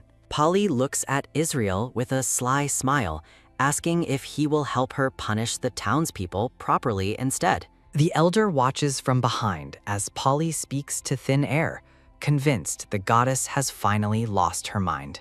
Suddenly, the elder and his companion are lifted off the ground, gasping in shock as an unseen force takes hold. Terrified screams of "Rise" echo as the villagers are hoisted high into the glowing blue sky by divine power. Riding atop the white dragon, Polly cradles Mary and orders Israel to fly toward the palace while villagers float behind. The title Dragon's Savior appears as the massive white dragon soars over the town, towing the floating villagers along. Polly reflects on how the kind villagers were villains, while the seemingly irresponsible Idea was actually sane and good. Cheering with excitement, Polly declares herself the Dragon Rider as they soar high above the Empire's sprawling landscape. With a gentle hug sound, Polly realizes that Mary has fainted from the intense stress of their daring escape.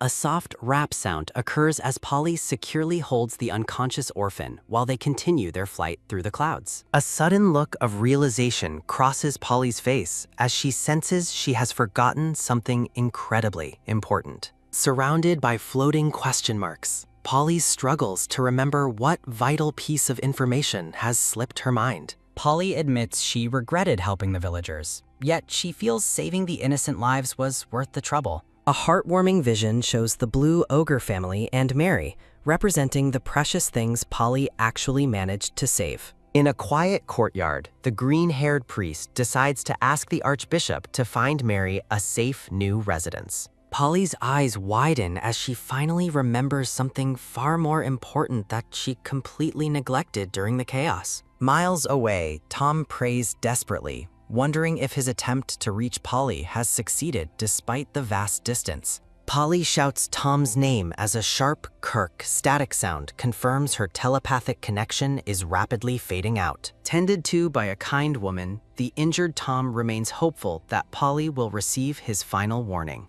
Looking utterly dejected, Polly sweat drops and apologizes to the air, feeling terrible for forgetting her imprisoned friends. A sharp exclamation mark highlights Polly's sudden urgency as she realizes she must turn back for Tom and Jerry. The scene shifts to the magnificent and sprawling Imperial Palace, the glowing heart of the vast Epirish Empire. With a rhythmic step sound, a blonde prince attempts to sneak away while his blue-haired guard follows closely. The handsome yellow-haired prince looks over his shoulder, his expression calm despite being caught by his diligent escort. Sir Heron warns that the prince's secret excursions could darken the empire's future, but the prince only laughs. The prince declares his love for the country, insisting he must venture out to truly understand his people. Sir Heron sighs in exasperation, rubbing his head as he tries to convince his stubborn royalty to return.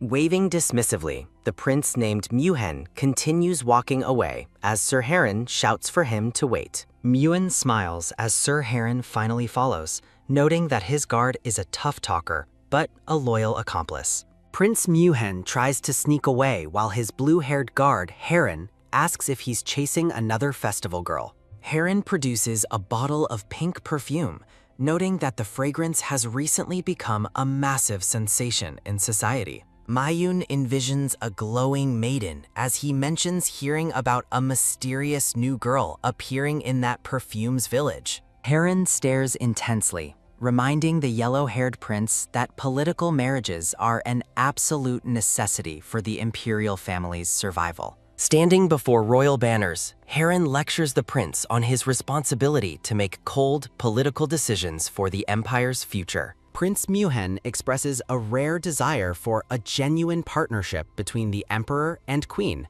unlike past generations. Muan dismisses the guard's warnings as infantile thinking, while the exasperated Heron wonders if even a dead man would understand. As they walk through the garden, the prince confesses he was merely curious about what the girl was like. A sudden, dramatic da-dun sound echoes through the air as Polly falls from the sky in her red ritual dress. Screaming "Kya!" as she plummets, Polly realizes her magic is still unreliable and begs the damn lizard, Israel, to land. The yellow-haired prince looks up in absolute shock as a shadow and glowing feathers descend rapidly toward him. Shimmering with divine light and falling feathers, Polly crashes directly into the startled arms of the handsome Prince Muan. Time seems to stand still as the two lock eyes, surrounded by a magical golden glow and drifting white feathers. Polly's eyes go wide with surprise as she stares at the prince, her long dark hair billowing around her. Prince Muan blushes deeply, his golden eyes filled with wonder as he gazes at the girl who fell from heaven. Standing amidst the clouds, the white-haired Israel looks on silently, his expression unreadable as he watches the humans. With a swift movement, a hand reaches into the magical light, seemingly trying to grasp the fading divine energy. Polly floats gracefully in midair as the prince realizes her descent has stopped, leaving her suspended before him. Terrified screams of "Wah!" fill the air as the gray-haired elder and other villagers are dumped unceremoniously onto the ground. A heavy thud sounds as the villagers pile up while Heron rushes forward and the orange-braided Mary sleeps nearby. Polly stares at the blonde man in confusion, wondering to herself if this person is actually the crown prince. Israel coldly orders Heron to clean up the mess while the guard apologizes for the chaos Polly and Israel caused. Israel and Polly stand together as a formidable pair, looking down at the villagers who are still recovering from their flight. Polly looks back at Israel with a determined expression, agreeing to follow through with the next part of their plan. Heron helps the prince up while asking what to do with the villagers, as Israel asks Polly if she is finished. Polly vows to punish the greedy townspeople, but admits she is nervous about facing the secrets of the palace alone. The white-haired Israel stares with cold, shimmering purple eyes, seemingly unbothered by the human drama unfolding before him. A sharp "You witch!" rings out as a steel blade is pointed directly at Polly's face by the suspicious guard. Heron accuses Polly of being an assassin targeting the king, while Polly remains calm despite the sword at her throat. Israel stands poised and elegant, a dangerous light gleaming in his eyes as he prepares to defend his friend. With a sudden snap and a powerful swish, Israel effortlessly disarms Heron, knocking the blue-haired guard to the floor. Heron groans "Gawk!" in pain while the prince rushes to his side, horrified by Israel's terrifying and overwhelming divine power. Cradling his injured escort, Muan asks if Heron will survive, while questioning if Polly is acting on her own will. A sickening crack sound occurs as Israel coldly remarks that the guard will simply lose a few ribs for his insolence. Israel commands Polly to introduce herself properly as the new goddess chosen by the divine dragon to lead them. Israel justifies the violence, claiming it is a fair price for anyone who dares to point a sword at her. A slight, mysterious smile touches Israel's lips as he watches Polly, seemingly enjoying the way he has handled the situation. Israel dismisses the guard's agony as funny and insists Polly proceed with her introduction to the royal court. Polly stands elegantly amidst a sea of white roses, looking like a true goddess as she prepares to speak. The angry villagers demand to know where they've been taken, while Heron insists he was only trying to protect Polly. Polly puts on a dramatic performance, declaring herself the goddess chosen by the divine dragon to the stunned prince. Looking slightly embarrassed, Polly thinks to herself that she hasn't had to act this much since her time in law enforcement. A text box explains that Muan easily believed Polly because she set such a powerful and convincing example. At a lavish outdoor table, Polly explains the ugly truth of the village to the prince during a private meeting. Muan looks disgusted as he learns the miracle perfume's main ingredient is actually the gas from a blue ogre's flatulence. The blonde prince asks Polly what punishment she desires for the villagers, promising to handle the request personally. Polly stifles a laugh while Israel mocks the prince for pretending to be a good royal despite the surrounding chaos. The gray-haired elder begs the goddess for mercy, claiming the entire situation was just a big misunderstanding. Polly beams with a radiant, genuine smile, feeling satisfied that her plan to expose the villagers' greed has succeeded. The prince keeps his promise, leading Polly into the grand throne room to present the case before the emperor. A heavy doom sound echoes as the emperor looks down in disgust, finding the village's perfume secret absolutely repulsive. Seated on his throne, the emperor emanates a terrifying pressure, making Polly realize he is far more dangerous than expected. The emperor delivers a cold judgment, decreeing that those with lying tongues shall live in a pig pen forever. A soft graze sound accompanies Polly's relief, knowing she made the right choice by seeking the emperor's official help. Standing before the throne, Polly is formally presented to the emperor, who questions her identity as the woman from the temple. Israel stands by Polly as she realizes the emperor's authority and social influence far outweigh that of the crown prince. Shimmering with divine light, Israel watches the proceedings with an analytical gaze, his purple eyes reflecting the palace's opulence. Polly feels slightly ridiculous, thinking that facing a political figure is nothing compared to the dragon she just encountered. The golden-eyed emperor notes that Polly's vast magic suggests she is either protected by a dragon or tainted by darkness. Surrounded by magical chains, Polly boldly suggests that if she is punished, the emperor should share that fate as well. The scene transitions to the palace exterior as the emperor warns that insulting him is an insult to God himself. In the grand throne room, Prince Muan and Israel stand beside Polly as they await the emperor's final verdict. A soft heh escapes Muan, while Israel looks on suspiciously, sensing the prince's sudden amusement might hide a deeper motive. Night falls over the magnificent castle, accompanied by the quiet reflection that the day's difficult audience actually went well. In her lavish guest room, Polly snacks on fruit and wonders if this high-class treatment is actually for real. Relaxing on a pink sofa, Polly credits the prince for her comfort, while Israel suggests she go back to her cell. Israel stands regally by the window, promising to stay and protect Polly for as long as she remains in the palace. Polly looks up in surprise, having fully expected the white-haired Israel to simply leave after their plan was complete.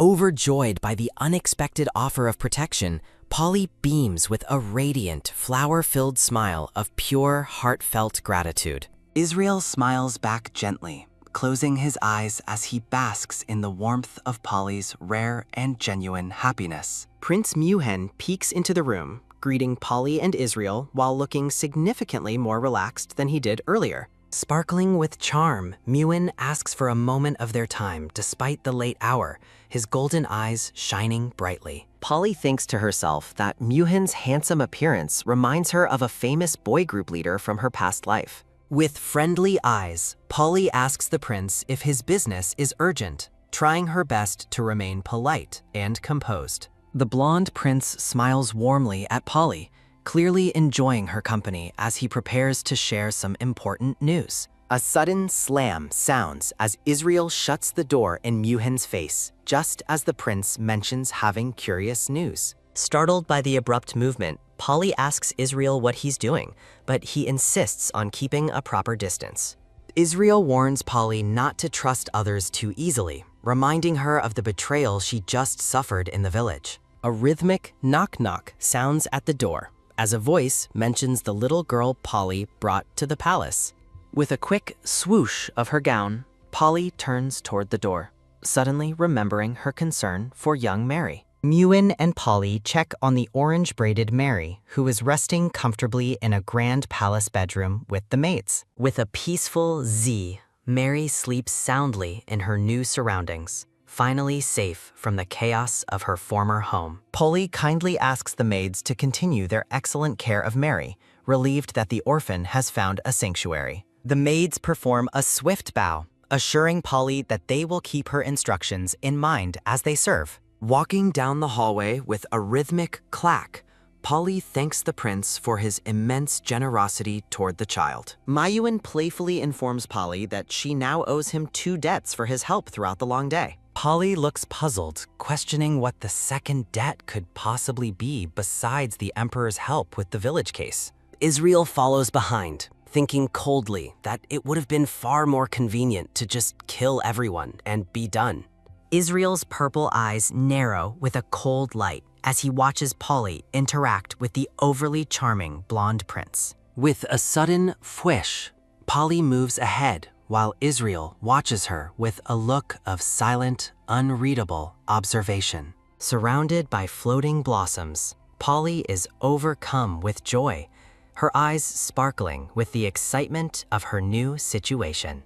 Polly's heart goes ba-dump as she performs a nervous fidget, wondering if this fairy tale life is just a dream. Delighted, Polly imagines herself as a romance novel protagonist walking beside a handsome prince through a sea of roses. Amidst falling petals, Polly struggles to control her facial expressions, begging herself not to get carried away by the fantasy. Closing her eyes, Polly tries to act like a cool, detached main character who isn't interested in romantic relationships. With fiery determination, Polly resolves to keep her cool as she prepares to face the palace's future challenges. A comical, stylized close-up highlights Polly's intense focus as she forces herself to stay grounded and not act crazy. Israel observes Polly's strange behavior, noting with a quiet sigh that humans are truly feeble and unpredictable creatures. Polly takes a deep, steadying breath, trying to regain her dignity after her brief moment of extreme fangirl excitement. Muhan asks if Polly is feeling all right, noticing her odd expression and offering to let her rest if needed. The blonde Prince Muhan smiles warmly, his golden eyes glowing with a charming and friendly light. Walking together, Muhan notes the historical significance of their journey, while Polly admits her growing nervousness. Surprised by the prince's casual tone, Polly blushes slightly, looking endearingly flustered by the conversation. Polly lets out a soft laugh, her eyes closing as the tension of the palace finally begins to fade. Her laughter echoes through the grand hallway, filling the air with a sudden, light-hearted sense of joy. Arriving at her suite, Muhan tells Polly to rest, leaving her momentarily speechless at the door. Thinking about the day's events, Israel asks Polly how she intends to repay the debt she owes. Muhan beams, playfully suggesting that the goddess's current gratitude might not be enough to balance the scales. A romantic silhouette depicts a pair on horseback, representing the prince's sudden invitation for a morning ride. Reaching out, Muan insists that all he truly desires in return is a bit of Polly's time. Polly gasps softly, looking caught off guard by the prince's direct and unexpectedly personal request. Israel intervenes with a serious expression, calling out to Polly as if to halt the developing situation. In a comical moment, Polly confesses she can't ride, leaving both Muan and Israel looking completely stunned. A soft pooh escapes Muan as he tries to hide his amusement behind his hand. Laughing awkwardly, Polly explains that in her previous life, horses weren't a common mode of transportation. Israel closes his eyes, seemingly exhausted by the sheer unpredictability of Polly's human limitations. Smiling with renewed determination, Muan offers to personally teach Polly everything she needs to know about riding. Leaning in close, the prince sets a time for their meeting, his gaze intense and focused. A sudden slam echoes as Polly retreats into her room, her heart racing but dumb from the encounter. Polly turns to Israel, asking for his opinion on the prince's invitation while pacing her new room. Seated amidst blooming blue roses, Israel looks like a regal painting, his purple eyes reflecting a quiet melancholy. Israel warns about the historical dangers of falling from horses, prompting Polly to demand more information. A spark of curiosity lights up Polly's eye as she realizes the complexity of the world she's entered. Bored with traditional methods, Israel makes a counteroffer, promising to teach Polly the secret of teleportation instead. Overjoyed, Polly lunges toward him, her face glowing as she begs to know if he's actually serious. Israel looks down analytically, wondering if this means she plans to skip the prince's horse riding lesson entirely. Polly insists on learning both, believing that every new skill will be useful in her future palace life. Israel turns away with a sharp turn, but Polly won't let him go without an explanation for his behavior. Israel explains that with her potential, she could easily surpass the kingdom's strongest mages if she trained properly. With a quick whip of his hand, Israel prepares to explain the first steps of magical teleportation. Polly collapses onto the pink sofa with a flop, sighing over Israel's stubbornness regarding her human hobbies. Looking puzzled, Polly tilts her head as she tries to decipher Israel's cryptic and often contradictory advice. Outside, a blue-haired guard questions the crown prince's sanity, shocked by the high price being paid for a lesson. Heron argues against giving a legendary royal horse to someone who might not even appreciate its value. A majestic black stallion neighs with a rose in its mouth, radiating a powerful and mystical aura. Muan pets the beast gently, insisting that such a rare treasure belongs only in the goddess's hands. The prince justifies his generosity, claiming his royal duty is to provide nothing but perfection for Polly. Heron asks bluntly if Muan has already fallen in love, noticing the prince's unusual obsession with the newcomer. Muan admits a sense of disappointment, noting that the goddess seems far more ordinary than he expected. A collage of Polly's expressions highlights Muan's internal monologue about her appearing like a simple country girl. Against a clear sky, a voice laughs about the prince's habit of leaving noble ladies in tears. A swift movement catches everyone's attention, leaving the prince and his guard gasping in utter disbelief. To their shock, Polly appears soaring through the air atop a brilliant winged white horse. Heron's jaw drops as he stares upward, completely unable to process the divine sight before him. Muan is frozen in awe, while Polly wonders why everyone's faces look so strange today. Polly asks Israel if the creature is safe, while he dismisses the magnificent beast as merely dumb. Setting her nerves aside, Polly resolves to enjoy her date and maintain her cool as a main character. With a fiery spirit, Polly vows to conquer this world like a dating simulation, aiming for the best ending. The massive palace towers over the landscape, shining under a bright sun as new rumors begin to spread. Israel stands in the sunlight, his gaze fixed on the sky as he reflects on his duty to Polly. The Crown Prince admits a mistake in offering riding lessons after seeing Polly comfortably atop a majestic white Pegasus. A sleepy Polly lets out a wide yawn while Muan praises her as a lady chosen by divine gods. Looking utterly bored, Polly thinks Muhan's voice sounds more like a dull lullaby than anything romantic or exciting. Mayuan speaks with polished grace, but Polly internally dismisses his high-class dialogue as nothing more than meaningless chatter. Reaching out, the prince offers his hand, while Polly notes the sleep-inducing effect of his voice, combined with her exhaustion. Polly comically envisions Muan as a boring old professor giving a dry, endless university lecture about proper lifestyle habits. Muan asks if Polly is all right, as she suffers through a stiff royal dinner reminiscent of her past life's crowds. The blonde prince gazes at Polly with concern, asking if he needs to change the menu to suit her taste. With a cold and unamused expression, Polly flatly rejects his attempts at hospitality with a blunt thank you. A sudden, aggressive stab sounds as Polly drives her fork into a piece of steak, venting her hidden frustration. Tearing into her food with a sharp rip, Polly's dark aura grows as she ignores the prince's attempts at charm. Mayuhen observes Polly from the side, silently noting that her sour facial expression doesn't match her polite, albeit cold, behavior. Surrounded by greenery, Muhan insists that Polly should inform him if anything about her stay is not to her liking. Standing before the grand palace doors, Polly formally thanks the prince for the ride and the time spent together today. Polly retreats behind the doors as a light tap sounds, leaving Muhan standing alone in the quiet, sparkling hallway.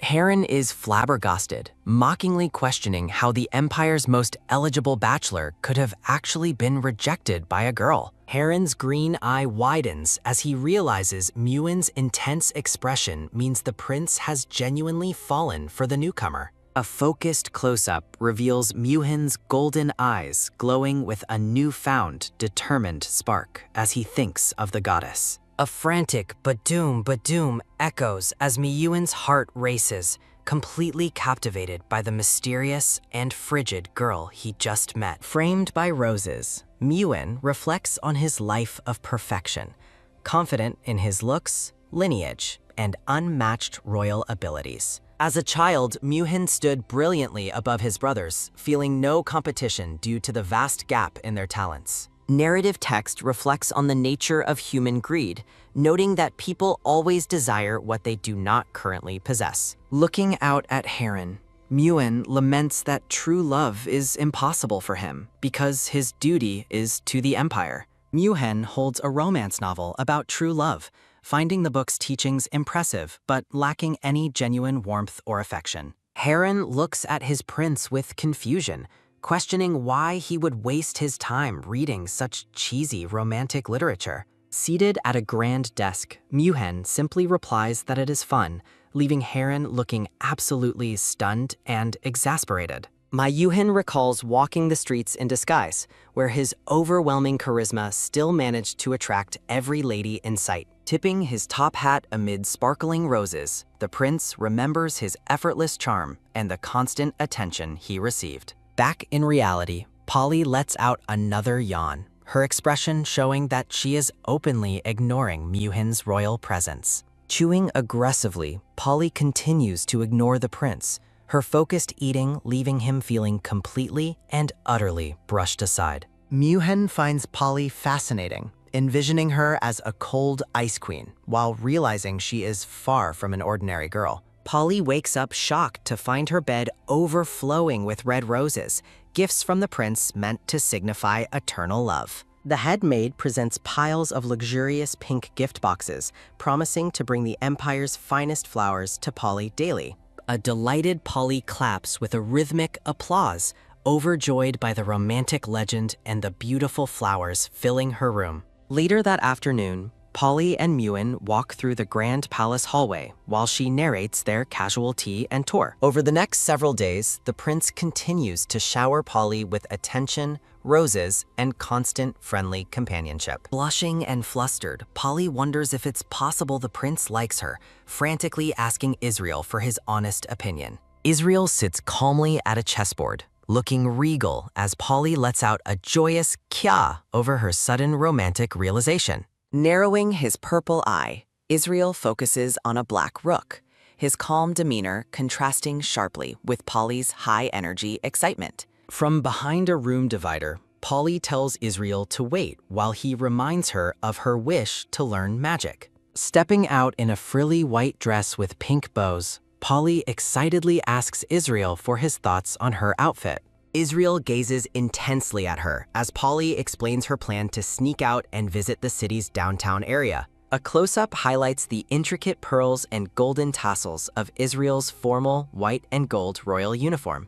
Dark, ink-like magic begins to leak across the chessboard with a sudden fsh, signaling the start of Israel's mystical demonstration. Laughing nervously, Polly agrees that the dress is a bit uncomfortable, but remains determined to go out nonetheless. Despite the crumbling chessboard and spreading magic, Polly insists the dress is presentable and looks quite good on her. The setting sun casts a warm orange glow over the tall spires and grand architecture of the massive royal palace. Looking down at the bustling city marketplace, Polly reflects on how comfortable she has become with Israel lately. Amidst exploding fireworks, Polly suddenly realizes with dread that her friend Israel is actually a world-destroying, deranged lizard. A heavy, dokey heartbeat sounds as the blonde man smiles with a dark, intense look that leaves Polly feeling unsettled.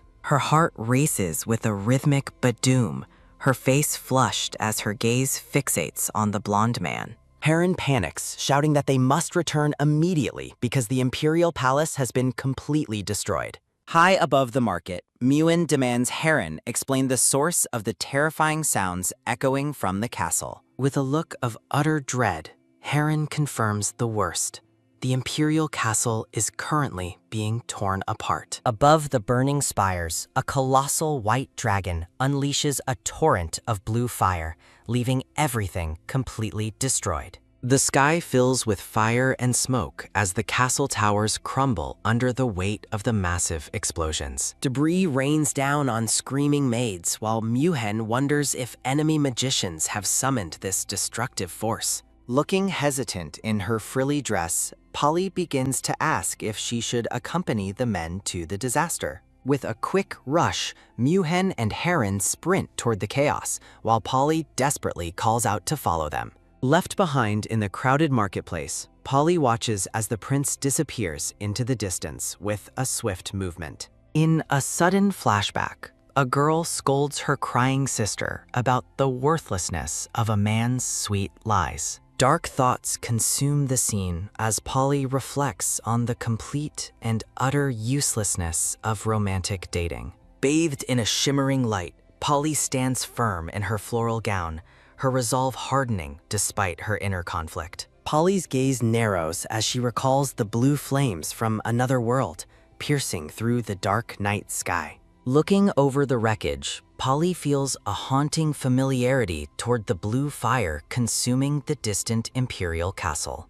The marketplace falls silent in shock as Polly suddenly appears alongside a magnificent winged white horse. With a powerful whoosh, Polly takes flight on the extinct creature, shocking the onlookers with the mythical sight. Soaring above, Polly orders the crown prince to save the people while she deals with the magical explosions. From her mount, Polly shouts down at the prince, demanding he obey her command without any further hesitation. Mayun is left speechless and blushing, utterly stunned by the girl's sudden authority and forceful personality. As Polly flies toward the burning palace, the prince acknowledges her strength, finding her to be quite forceful. High in the sky, Polly shouts Israel's name, her voice echoing over the roar of the blue flames. Polly scolds the dumb lizard for his idiocy as she circles the burning tower on her winged steed. Finally, she spots Israel sitting calmly on a ledge, his regal white uniform contrasting with the surrounding ruin. Landing her Pegasus on the tower, Polly demands to know what Israel has done to the Imperial castle. Israel gazes back with an aloof expression, his white hair and purple eyes radiating a cold, mystical energy. Polly stares at him in disbelief, her worry for the kingdom clashing with Israel's seemingly indifferent attitude. Despite his initial discomfort, Israel realizes Polly is genuinely serious about lecturing him for the widespread destruction. Israel ruthlessly suggests that starting over is easier than fixing things, while guards cower in the blue heat. Amidst the smoke, the Imperial Emperor covers his face in despair, surrounded by his panicked, hooded subjects. Polly's eyes widen in shock as Israel bluntly blames her for the catastrophic events that have just unfolded. While remembering her time with Muan, Polly listens as Israel questions her friendship with the bastard prince. Israel's expression souring. He stands amid the sparkles of his own magic, clearly irritated by the girl's company. With a pointed look, Polly asks Israel if he is actually feeling jealous of her time with the prince. The blue flames continue to lick at the rubble, a silent testament to the dragon's overwhelming power. Standing on the rooftop, Polly continues to tease Israel about his jealousy as the embers drift around them. Looking up at the full moon, Israel mulls over the concept of jealousy, a feeling entirely foreign to him. With a soft, contemplative look, Israel admits that he has never experienced such a human emotion before. Crossing her arms, Polly insists that his behavior is the textbook definition of jealousy, whether he admits it or not. Israel turns his head away, flatly denying her claim as he tries to maintain his cold, detached persona. With an exaggerated, stern expression, Polly points a finger and firmly insists that Israel is indeed feeling jealous. Frustrated by her persistence, Israel clutches his hair and continues to insist that he is not feeling jealous. The two engage in a loud, spirited shouting match atop the ruins, their personalities clashing as fiercely as ever. Israel argues that jealousy implies a one-sided crush, dismissing the entire idea as complete and utter nonsense. With a quick tap of her finger, Polly laughs, explaining that jealousy can exist between friends just as easily. Recalling her past, Polly remembers schoolmates mocking her name and asking if she was born in Italy. The memory turns bitter as her former friends scream at her, accusing her of hiding their petty gossip. In her school uniform, Polly vents her frustration at being blamed for their drama and the fear of being excluded. A lonely vision of Polly sitting isolated at her desk highlights her history of being treated as if she were invisible. Returning to the present, Polly looks down sadly, telling Israel she understands the pain of being left out. Looking regretful in her frilly blue dress, Polly apologizes to Israel for her earlier harsh behavior. Israel remains silent, his expression unreadable as he absorbs Polly's sincere apology amidst swirling magical embers. A close-up reveals the depth of Israel's striking purple eyes as he continues to process the girl's words. Turning her frown into a bright smile, Polly cheerfully asks Israel if he can finally extinguish the blue fire. Below them, terrified voices fill the air with a frantic "Kya!" as servants flee the spreading magical flames. A faint, knowing smirk plays on Israel's lips as he calmly agrees to fulfill Polly's request. Israel playfully suggests he will make it rain instead, teasing Polly that she could sing the national anthem backwards. Feeling quite sheepish, Polly finds it incredibly difficult to actually sing the words of the anthem in reverse order. Under the glow of a full moon, Polly decides to sing the sacred dragon's hymn to save the palace. Exhausted magicians cough through the thick smoke, struggling to maintain their mana shields against the unrelenting magical fire. A mystical melody about a transparent dragon begins to echo through the ruins, capturing the attention of the weary mages. Standing atop the stone tower, Polly glows with celestial light as onlookers realize she is the dragon's chosen goddess. Bathed in shimmering magic and surrounded by roses, Polly pours her heart into the powerful lyrics of the hymn. A sudden, refreshing schwa of rainfall douses the flames, leading the people to praise their goddess for the miracle. Amidst the wreckage, the palace staff rejoices, promising to increase their offerings to the temple in the goddess's honor. Muan and Heron check on the survivors, including a young girl who feels certain the goddess protected them all. Powerful restoration magic surges through the rubble, with promises that the Imperial castle will be fully repaired within a week. Staying at the Star Palace, Polly enjoys a peaceful cup of tea while reflecting on the recent chaotic events. From a high vantage point, Polly and the prince sit together for a quiet tea service in a sunlit room. Surrounded by blooming red roses, the Grand Palace stands tall as the site of Polly's upcoming imperial recognition. Between sips of tea, the prince informs Polly that the Emperor of Buhuang will officially acknowledge her today. Overjoyed, Polly celebrates the news, thrilled that she might finally be excused from the grueling imperial tests. With a bright smile, Polly peeks through the door to share the wonderful news with her friend Israel. Seated regally, Israel wonders aloud why the imperial messengers have been so delayed in their arrival. Israel questions the whereabouts of the men who followed Polly, suspecting something might be amiss with their timing. Looking up at a grand, ornate chandelier, Polly lets out a thoughtful hum while considering the palace's repairs. Israel watches Polly closely, his expression softened as he observes her quiet moment of contemplation. Looking at the cracked architecture, Polly jokingly worries that she won't be able to afford the repair costs. Memories of the legendary idea surface, recalling her ancient connection to the temple and the village perfume. Polly finally understands why her journey felt so fast, realizing the magical significance of the carriage she used. Despite the good news, Polly can't shake a strange, lingering feeling that something about the situation is weird.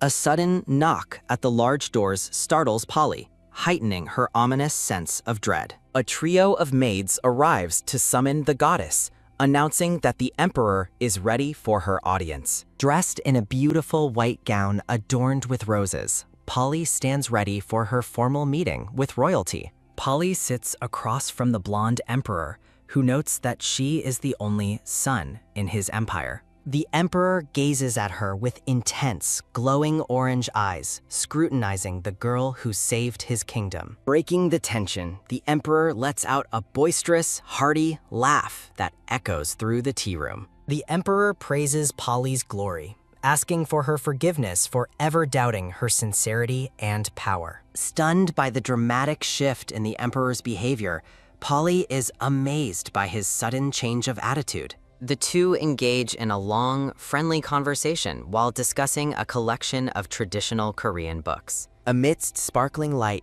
a formal red scroll is presented as a sign of the emperor's official recognition. Piles of gold and jewels are offered to Polly, confirming that many treasures are welcomed as her reward. The emperor generously invites Polly to ask for anything else her heart desires after her heroic deeds. Polly takes the opportunity to ask if the emperor knows the story of Mary, the young orphan she rescued. A flashback standing behind her, Israel watches as Polly advocates for the less fortunate children she encountered on the streets. Leaning down, Israel whispers a teasing question, asking Polly if she is trying to trick the emperor again. Polly's face flushes as she insists her request is strictly business, though Israel's proximity clearly flusters her. A somber vision of children living in poverty on the streets highlights the urgent need for imperial support. The emperor agrees to Patton's request, pledging imperial support to expand the orphanage in Mary's home village.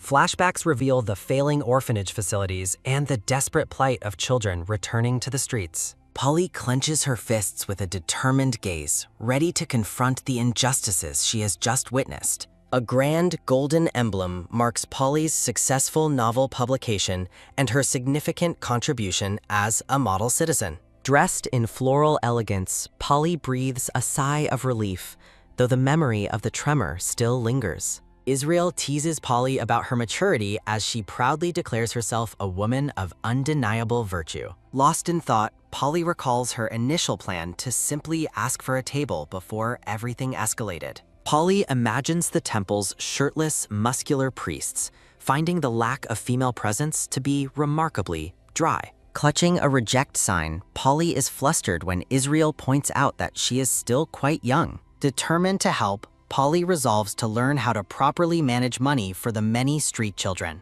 Walking through a shimmering void, Israel wonders aloud if Polly has ever been praised for her calm nature. Israel offers a soft, mysterious smile as blue roses bloom around him, radiating a quiet, celestial beauty. With a radiant smile, Polly celebrates completing the task that had been weighing most heavily on her heart. A sudden shadow crosses Polly's face as her gaze turns serious, sensing an unspoken trouble on the horizon. Clutching her chest, Polly is overcome by a dark, swirling aura of anxiety that she cannot quite explain. The blonde Prince Muan appears amidst a backdrop of golden roses, looking regal in his scarlet Imperial uniform. A sudden swish sounds as Polly rushes past Muan, bluntly rejecting his invitation because she is too busy. Mayun is left utterly speechless, his golden eyes wide with shock at Polly's cold and hurried departure.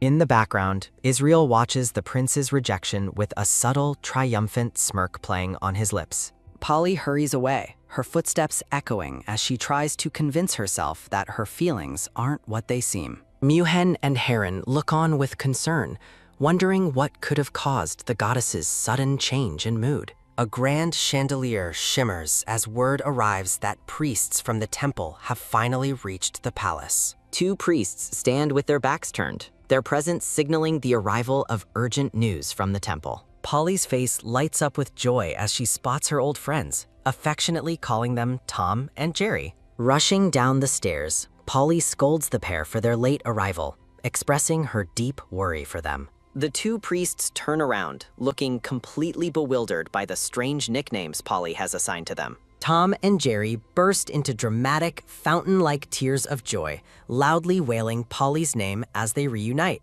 A loud squeeze echoes as the 2 priests tearfully embrace Polly, praising their beloved goddess for her safety. The priests frantically ask for Polly's guidance, fearing for their future without her constant protection and leadership. Polly points in confusion at the ornate red box Tom is balancing precariously on his head. Tom somberly explains that the box contains a keepsake of the Archbishop, leaving Polly in a state of shock. A sudden, sharp "what?" rings out through the hall as the weight of the priest's news sinks in. Tom recounts a tragic event that occurred at the village situated near the sacred dragon's temple. A catastrophic blue wave crashes over the village, sending the terrified townspeople running for their lives in despair. The temple's priests bravely stepped forward to help, though they were armed only with their meager magical wands. Tom admits their magical abilities are weak while Jerry weeps, highlighting the dire situation they faced. A joyful sparkle sounds as a young priest proudly demonstrates his limited ability to create small magical lights. In contrast, the green-haired Archbishop Alexander is revealed as a truly talented and powerful wielder of magic. Alexander valiantly attempted to freeze the massive, oncoming wave with his superior magical prowess. Despite his best efforts, the Archbishop was tragically swept away by the unrelenting force of the freezing water. 3 days later, the priests were horrified to find only his wig, leading them to fear the worst. Tears well in Polly's eyes as she stares at the box, unable to believe that Alexander is gone. While the priests pray for Alexander's soul, Polly remains hopeful, refusing to believe he has actually perished. Polly clenches her fists and shouts, insisting that the Archbishop must still be alive somewhere. Jerry presents a list for the funeral arrangements, but Polly is far too stubborn to accept his death. A sharp bonk echoes through the room as Polly's frustration boils over into a physical reprimand. With steaming bumps on their heads, the priests quickly change their tune, praising Polly for her undying hope. Polly remembers Alexander's kindness when she first arrived in this world, strengthening her resolve to find him. Polly begins throwing clothes into a suitcase, certain that Alexander can still be saved if they act quickly. Israel watches in silence as Polly packs, questioning why she remains so convinced that the Archbishop survived. Polly confidently argues that since Alexander's hobby was swimming in the bath, he likely survived the Great Wave. Israel explains that if Polly knows what lives over the dam, the entire situation is far more complicated. Her attention is taken by a sudden, quick top sounding, while Polly wonders what exactly lives beyond the dam. Israel rests his chin on his hand, lost in deep thought about the mysterious entities dwelling near the water. Turning toward her friend with a look of intense curiosity, Polly asks Israel to clarify what lives there. A bright flash illuminates the room, signaling a sudden magical event as Polly cries out in startled surprise. Polly stands alone and annoyed, grumbling about Israel's frustrating habit of disappearing right when things get interesting.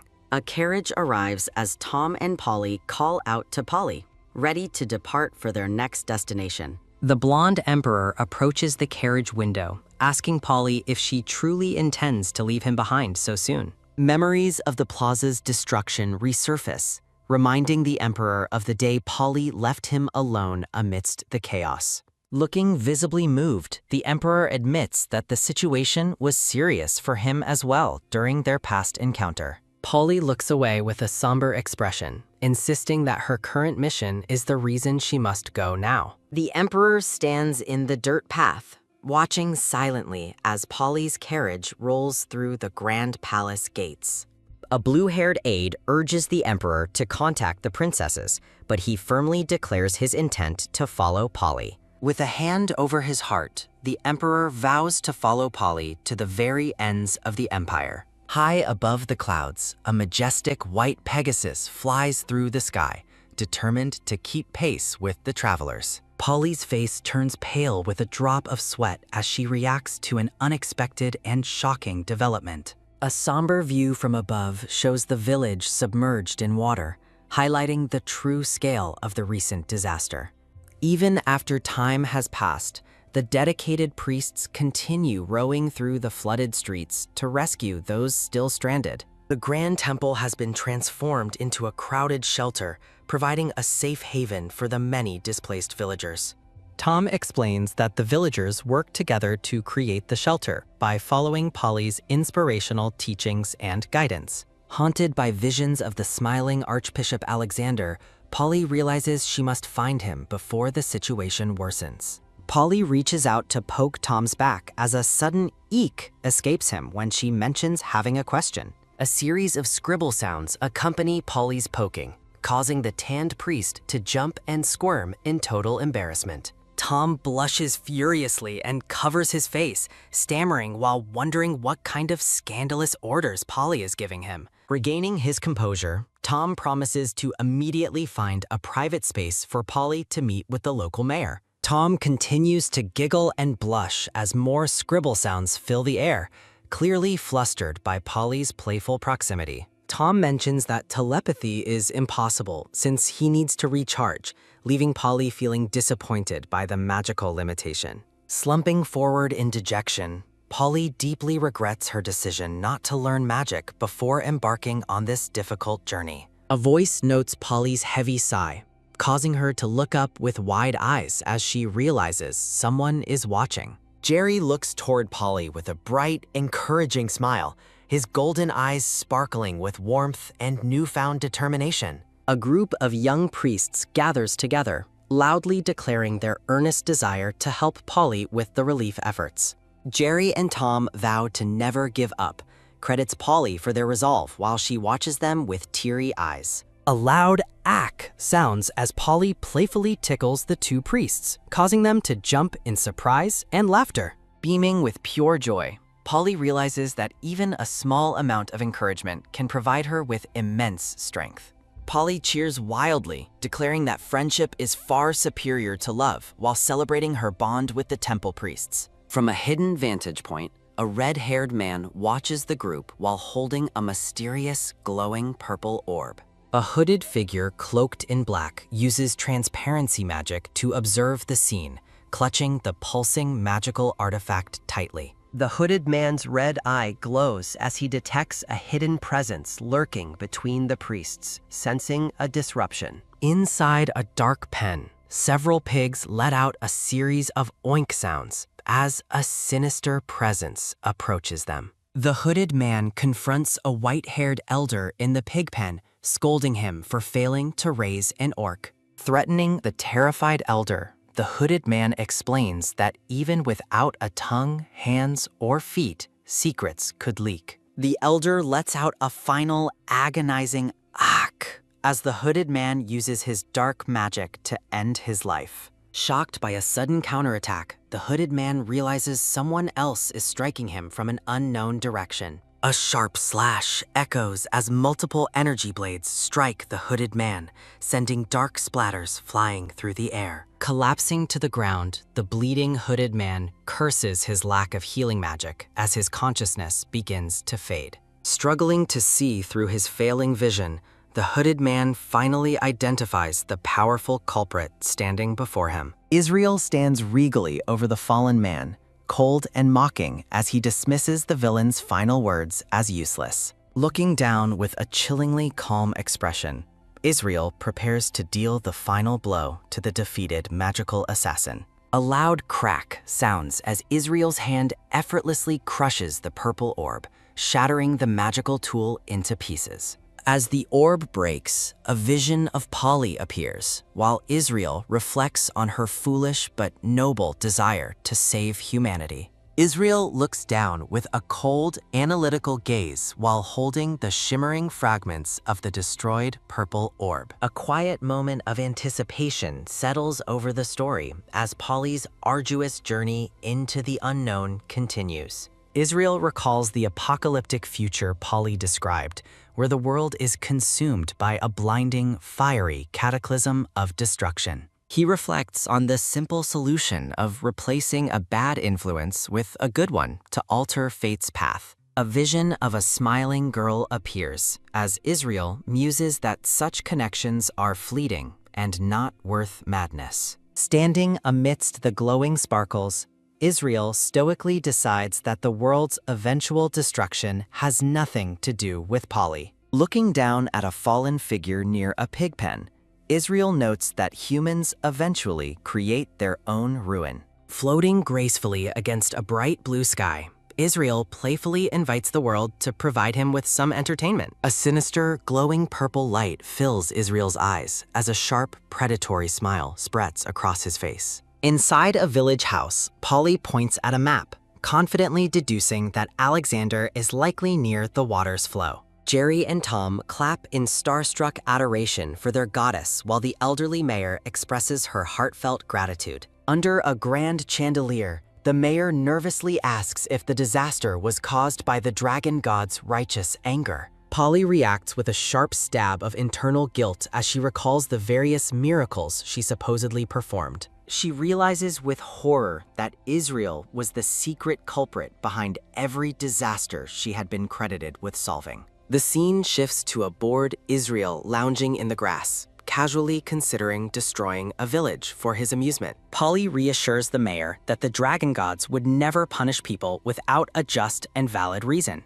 A sudden, shocking realization strikes the elderly woman, leaving her wide-eyed and stunned by Polly's divine wisdom. The mayor humbly apologizes for her doubt, while the priests gaze at Polly with pure, unadulterated admiration. Polly keeps her grim thoughts private, knowing Israel is exactly the kind of person who destroys things without cause. Israel stands tall, his shimmering magical cloak trailing behind him as he prepares to depart for his next whim. A serene morning sun rises over the quiet temple grounds, illuminating the path for the search party's mission. With a determined shout, Polly and her two faithful priests prepare to set out on their rescue operation. A soft creak sounds as the group rows their small wooden boat through the flooded and debris-filled village streets. Polly scans the horizon with a telescope while the blonde Jerry struggles with the oars, lamenting his lack of strength. The flooded village remains eerily quiet under the morning sun, with many stone buildings half submerged in the rising tide. Submerged houses and broken rooftops serve as a grim reminder of the disaster that recently swept through the area. Staring at the rippling water, Polly somberly remembers the desperate people she saw stranded on these very roofs yesterday. Tom explains that the local rescue efforts finished early, making it unlikely they would have found the missing archbishop. Polly worries about potential monster attacks, while the blonde priest notes the strange absence of fish in the water. Tom laughs off the danger, jokingly suggesting that only a few water snakes might be floating around them. A sudden, ominous movement beneath the surface causes the boat to tilt as something large passes underneath them. The tension rises as the trio realizes they are no longer alone in the dark, flooded ruins of the village. Beneath the dark blue surface, bubbles rise as an enormous, hidden presence begins to stir near the small boat.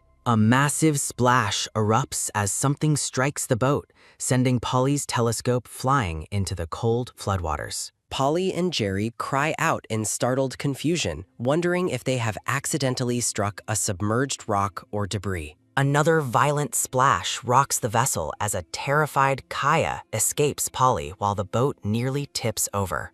A panicked "ack" sounds as Tom is suddenly pulled overboard, his name echoing through the air as he vanishes. Violent ripples and splashes fill the water where Tom disappeared, leaving Polly and Jerry paralyzed with sudden fear. Fearing the monster Israel mentioned has appeared, Polly panics at the thought of Tom being eaten by a beast. The water suddenly goes still, and the mysterious creature disappears, leaving Polly and Jerry in a tense, breathless silence.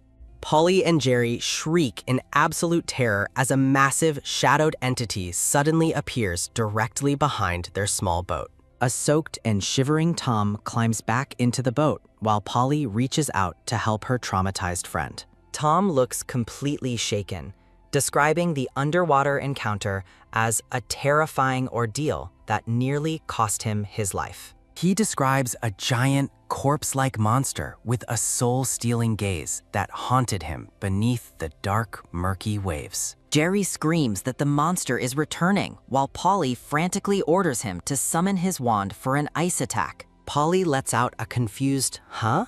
as the towering monster reveals itself to be a gargantuan, unblinking fish. Her face turns pale as she realizes the terrifying beast is actually just an absurdly oversized and goofy sunfish. Taking immediate action, Polly quickly grabs a heavy rowing stick to defend her terrified friends from the giant fish. Letting out a fierce yap, Polly swings the wooden oar with all her might to drive the creature away. A loud smack echoes as Polly strikes the giant sunfish across its face, sending it reeling back into the water. Having successfully hunted the giant sunfish, Polly and the two priests row their small boat through the shimmering water. The group returns to the temple with their catch, ready to serve the massive creature as fresh sashimi. Tom and Jerry celebrate with a grand supper, happily eating the sunfish while Jerry holds a large wooden barrel.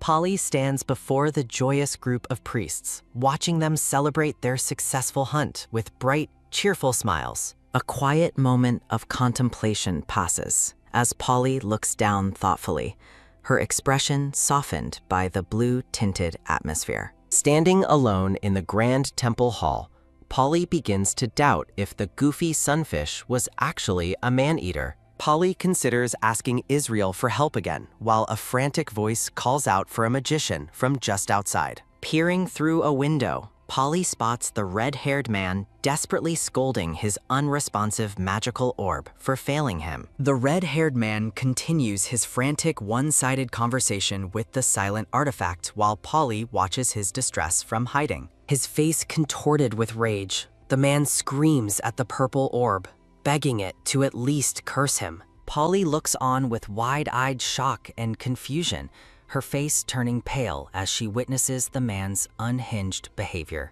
While transparent, Polly tries to pass through the window frame, but lets out a startled kayak when she gets stuck. A sudden swoop sounds as Polly is pulled through the barrier in a sparkling, rainbow-colored flash of magical energy. Landing ungracefully on the floor, Polly remains face down while the magical sparkles slowly dissipate around her still transparent form. A system notification announces a skill level up, informing Polly that she can now pass through walls with concentration. Polly stealthily follows the red-haired man through the temple, noting how surprisingly well he seems to know the layout. Watching from above, Polly wonders if the man is crazy as he begins crawling along a high, narrow balcony.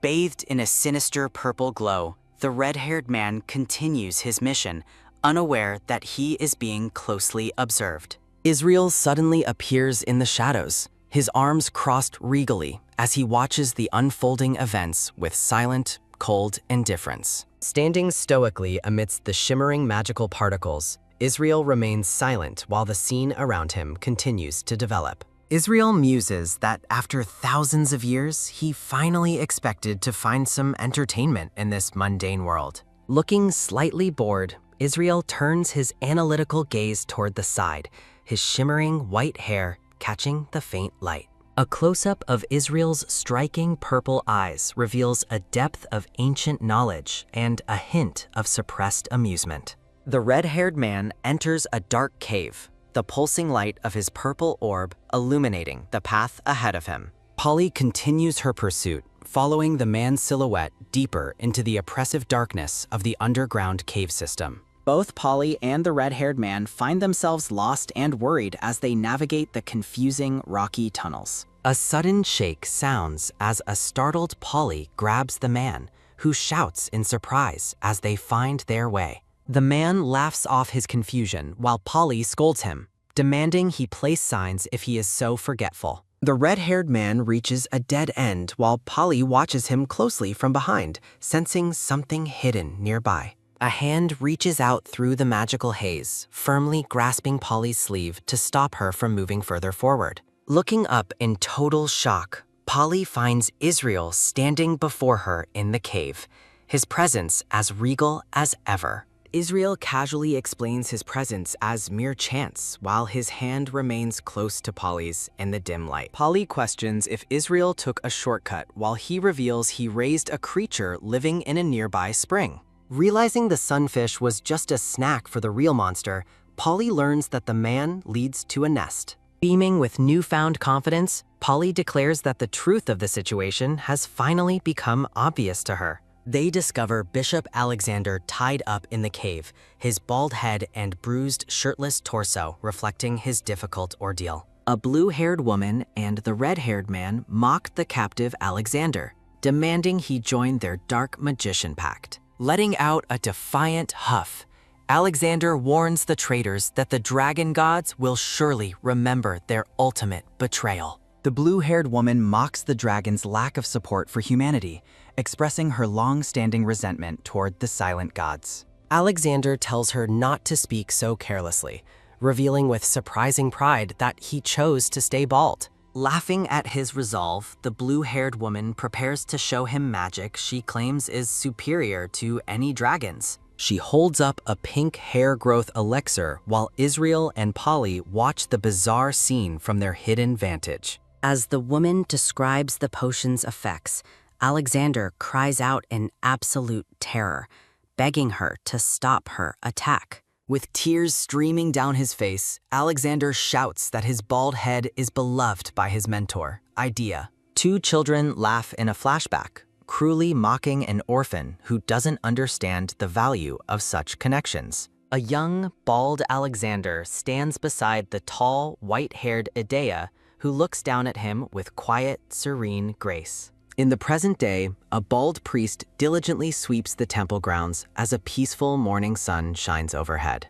The priest reflects on how his baldness suits his handsome face, noting that no one can match his unique beauty. While other priests snicker behind him, he considers buying a wig to blend in better with the rest of the group. Idea looks on with a shocked and distressed expression, her white hair flowing as the scene comes to a close. The green-haired woman watches over young Alexander, finding deep joy in seeing her beloved disciple happy. Adult Alexander crawls weakly across the parched ground, his shirtless body showing the strain of his ordeal. Clad in ceremonial robes, the green-haired Idea stands amidst blooming white roses as a serene symbol of faith. An astronaut sits atop a ringed planet, reading a book as cosmic energy swirls in the background. A purple book strikes the blue-haired woman's face, making her scream, "Ack," while her partner looks on stunned.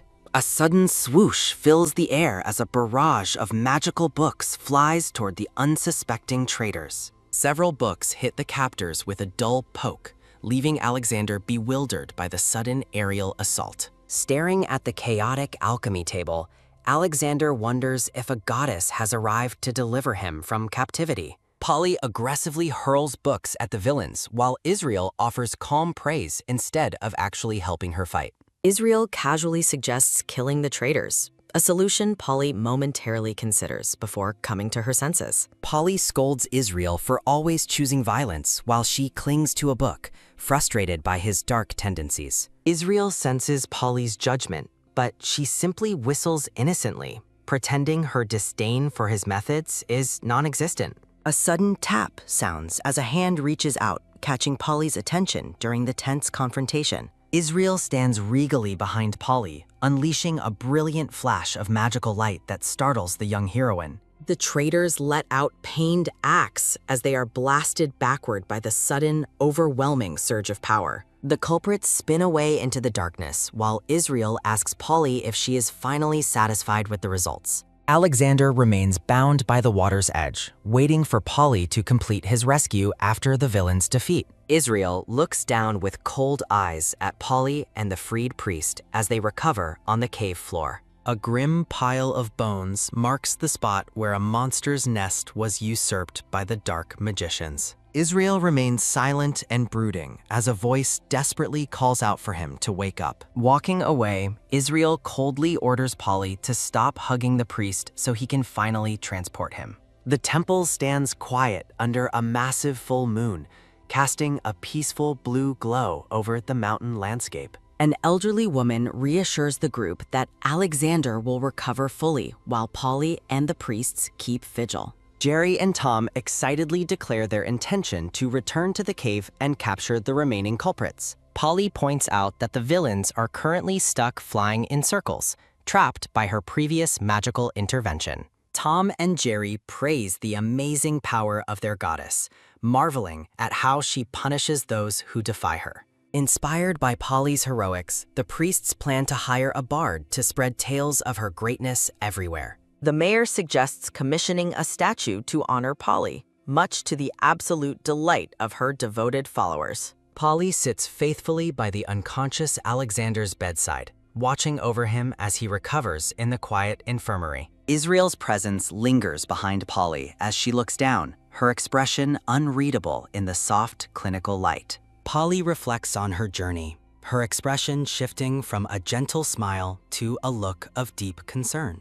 Bathed in a warm glow and surrounded by pink flowers, Polly offers a bright, heartwarming smile. Resting by the bed, Polly remains a silent guardian for the sleeping Alexander during his long recovery. A brilliant flash blinds Israel as he stands alone in a vast, shimmering field of blue flowers. A rhythmic thump echoes through the field as Israel clutches his chest, puzzled by a strange, new feeling. Polly lets out a frustrated pout, her cheeks puffed out as she dwells on her recent abandonment. Alone on the temple steps, Polly rants about Israel leaving without a goodbye, despite calling her his friend. Days pass with no sign of Israel, and a defiant Polly refuses to sing any hymns for the dragon. A magnificent white Pegasus is tended to by the priests, though Polly watches the scene with detached interest. A recovered Alexander performs hundreds of push-ups, ignoring Polly's warnings that he is vastly overexerting his body. Alexander insists on rebuilding his muscles immediately, prompting Polly to suggest he at least eat some actual food first. A hearty bowl of sunfish soup is served, the steam rising from the fresh and nutritious meal. Wearing a long lavender-colored wig, Alexander transforms into a strikingly handsome man with a gentle, glowing smile. Polly praises Alexander's new look while he expresses his eternal gratitude to her for saving his life. Polly acknowledges the help of Israel, the forgotten dragon god, while the white-haired deity stands silently beside her. In a fond memory, Polly recalls being pampered and looked after by her two powerful, white-haired companions. Looking at a portrait of Edea, Alexander admits his envy of Polly's special connection to the divine beings. Polly vents her frustrations about her difficult life in this world, while the lavender-haired Alexander offers a humble apology. Recalling her joyful times with the priests and Israel, Polly prepares to ask Alexander a very important question. A glowing magical circle appears as Polly asks the bishop to finally teach her how to use magic. Purple-haired Israel leads Polly to the lake, explaining it holds a legend similar to their base's roots. He recounts how Idea once playfully stole the clothes of a bathing man, later establishing a temple. Israel explains that Idea infused the lake with divine power to commemorate the fateful encounter. As Polly touches the water, Israel notes it is the perfect location for her to master magic. Polly stares in wonder as glowing blue bubbles rise from the water's surface, reflecting in her eyes. She cheers at the beautiful sight while Israel kneels, watching the magical bubbles float around them. Israel provides instructions, telling Polly to visualize the water moving before channeling her hidden strength. Polly strains with extreme effort, her face turning red as she focuses all her willpower on the lake. A brilliant burst of magical energy surrounds Polly as she successfully channels her inner power for the first time. To their shock, several fish and a turtle suddenly levitate out of the water, floating through the air. Determined to improve, Polly repeatedly executes the spell, summoning various aquatic creatures to the surface. A system alert confirms Polly has unlocked the steal skill, much to her horror and Israel's amusement. As the sun sets behind the temple, Israel gently encourages a disappointed Polly to remain positive. He reassures her that summoning objects from a distance is actually a remarkably powerful form of magic. While a priest jokingly suggests the perks of thievery, Polly sternly reminds him that stealing is wrong. Overwhelmed by the strange turn of events, Polly lets out a weary sigh as twilight descends. Israel suggests that memorizing the technique would be beneficial for her future magical endeavors. The surrounding priests offer their cheerful support, agreeing that her new ability is definitely worth mastering. Reinvigorated by their praise, Polly pumps her fist and declares her readiness to begin her practice immediately. An elderly priest assists with her training, preparing to hide an egg in his pocket as her target. Polly concentrates intensely on the target, determined to successfully summon the egg without any errors. A magical trail follows the moving object as the priest watches Polly's spell take effect. She shouts a command for the egg to come to her, putting her full strength into the summon. Instead of the egg, a pair of striped blue underwear flutters through the air toward her. The elderly priest stares in absolute shock and mortification as his private laundry is paraded around. Piercing screams of "Ak" and "Kyak" echo from the temple grounds, signaling a total disaster. Both Polly and the priest scream in unison, their faces contorted with pure horror and secondhand embarrassment. Chaos ensues as Polly begs for sanitizer while the priest flops onto the ground in despair. Utterly drained by the ordeal, Polly begins to collapse as the worried priests rush toward her. A gentle hand rests on Polly's forehead as she recovers in the quiet safety of her room. Israel greets her with a warm smile, expressing his relief that she has finally awakened. He explains that her collapse was caused by accumulated stress and exhaustion rather than a true illness. Polly's mind fills with frustrated thoughts and insults directed toward the dragon god who left her behind. Dressed in a school uniform in her thoughts, she vows to ignore him even if the world ends.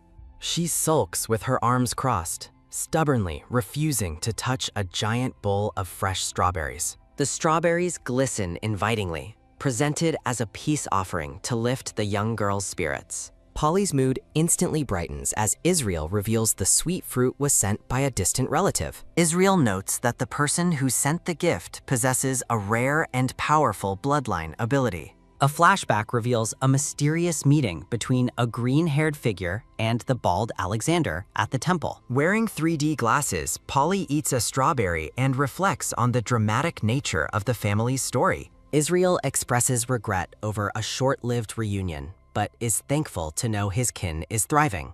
Polly is stunned when Israel reveals that his bloodline carries the weight of powerful black magic. A melodic, derying chime rings out over a grand school building standing beneath the bright full moon. Inside a lavish ballroom, pink-haired Hermes captivates the noble guests with a masterful piano performance. A blonde woman praises his skill, though Hermes playfully teases her for being drunk on his music. His fingers dance across the keys, sparkling with magic as he promises to fulfill the crowd's high expectations. The socialites cheer wildly, begging the talented musician to continue playing his enchanting melodies all night. Hermes looks back with a confident smirk, wondering if his audience can truly handle such an intense performance. The blonde woman swoons behind her fan, completely enamored by Hermes's handsome face and divine music. Sparkling lights surround Hermes as the lady admires his shimmering, pink-braided hair and regal appearance.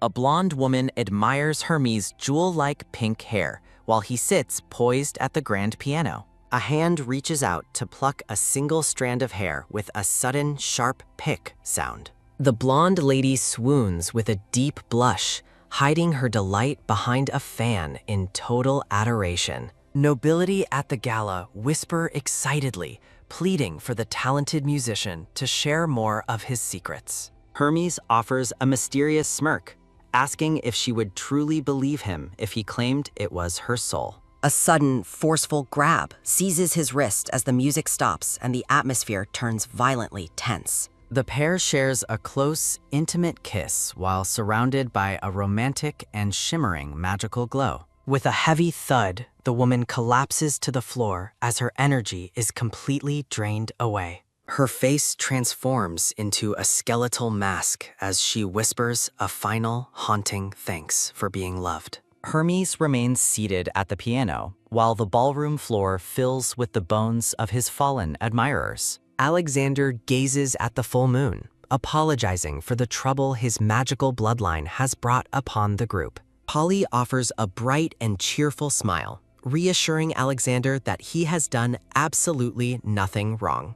Alexander ponders the dark mystery of the cave's basement, wondering what the villains were truly planning. He explains that the culprits were low-level henchmen while Polly listens intently from her infirmary bed. A hand holds a mysterious marble pulsating with a mix of divine energy and swirling black magic. Polly reacts with shock upon hearing that the marble was fueled by a dragon's stolen power. White dragons soar through the starry night sky as Alexander considers the gravity of the stolen blessing. Purple-haired Alexander stands by as Polly happily digs into a massive bowl of fresh red strawberries. Agreeing with a cheerful cry, Polly continues snacking on her fruit while her spirits begin to lift. Polly notices Bishop Kokiri's serious expression, sensing the weight of his thoughts as he watches over her. She sighs and turns over in bed, deciding it is best to trust him and wait patiently. Days pass in a boring blur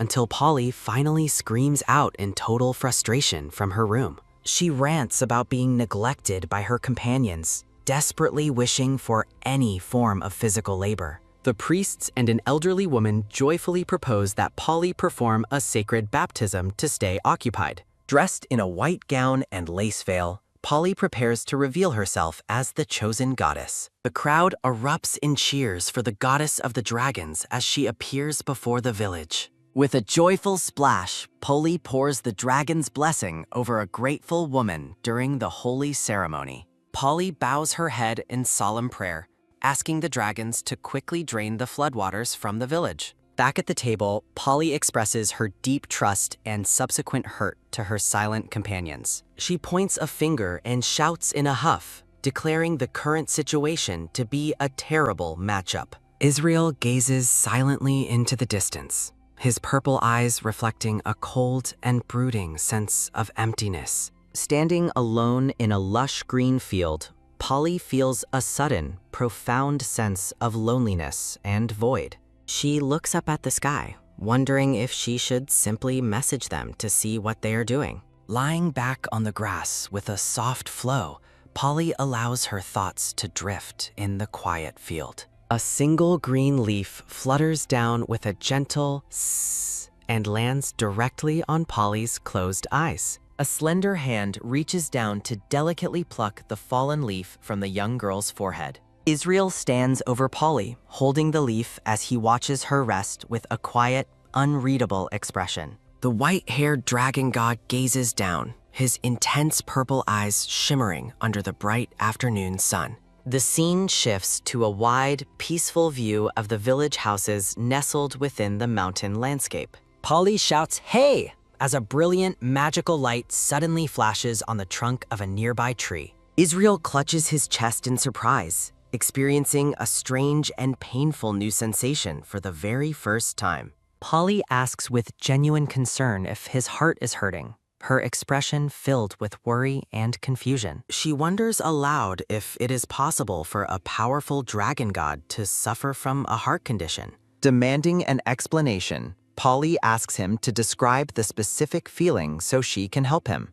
A sudden, brilliant flash envelops the pair as they stand together in the middle of the field. Polly looks up at him, her eyes wide with shock as she sees the pain in his expression. Floating golden hexagons surround them, while the magical energy in the air becomes thick and heavy. Israel looks back at her silently, his pale face illuminated by the shimmering light of the setting sun. With a firm grab, Polly seizes Israel's wrist to prevent him from pulling away from her. Determined to find a cure for his ailment, Polly leads the dragon god away with a steady march. An elderly woman in a red cloak questions Polly about the nature and danger of Israel's mysterious symptoms. Polly clarifies with an wide-eyed shout that she and the white-haired dragon god are actually very close friends. Israel leans back casually, his intense purple eyes reflecting a calm indifference as he watches the conversation unfold. Smiling warmly, the elderly woman suggests that the issue might be more of a psychological struggle than a physical one. While the elder notes it is a common youthful problem, Polly misunderstands the diagnosis as a terrifying, life-threatening condition. Overcome with grief, Polly weeps as she wrongly assumes that there is no possible cure for Israel's ailment. The elderly woman blushes and shouts with high energy, declaring the true cause to be a passionate, heart-burning love. A dark and heavy atmosphere surrounds Polly as her expression shifts into a state of intense, shadowy focus. Her eyes narrow with a sharp pink glow as she processes the elder's shocking revelation about Israel's feelings. A sudden, firm tap sounds as the elderly woman rests her hand on the table and decides to depart. Polly walks away with an air of absolute authority, leaving the elder shivering in terror on the floor behind her.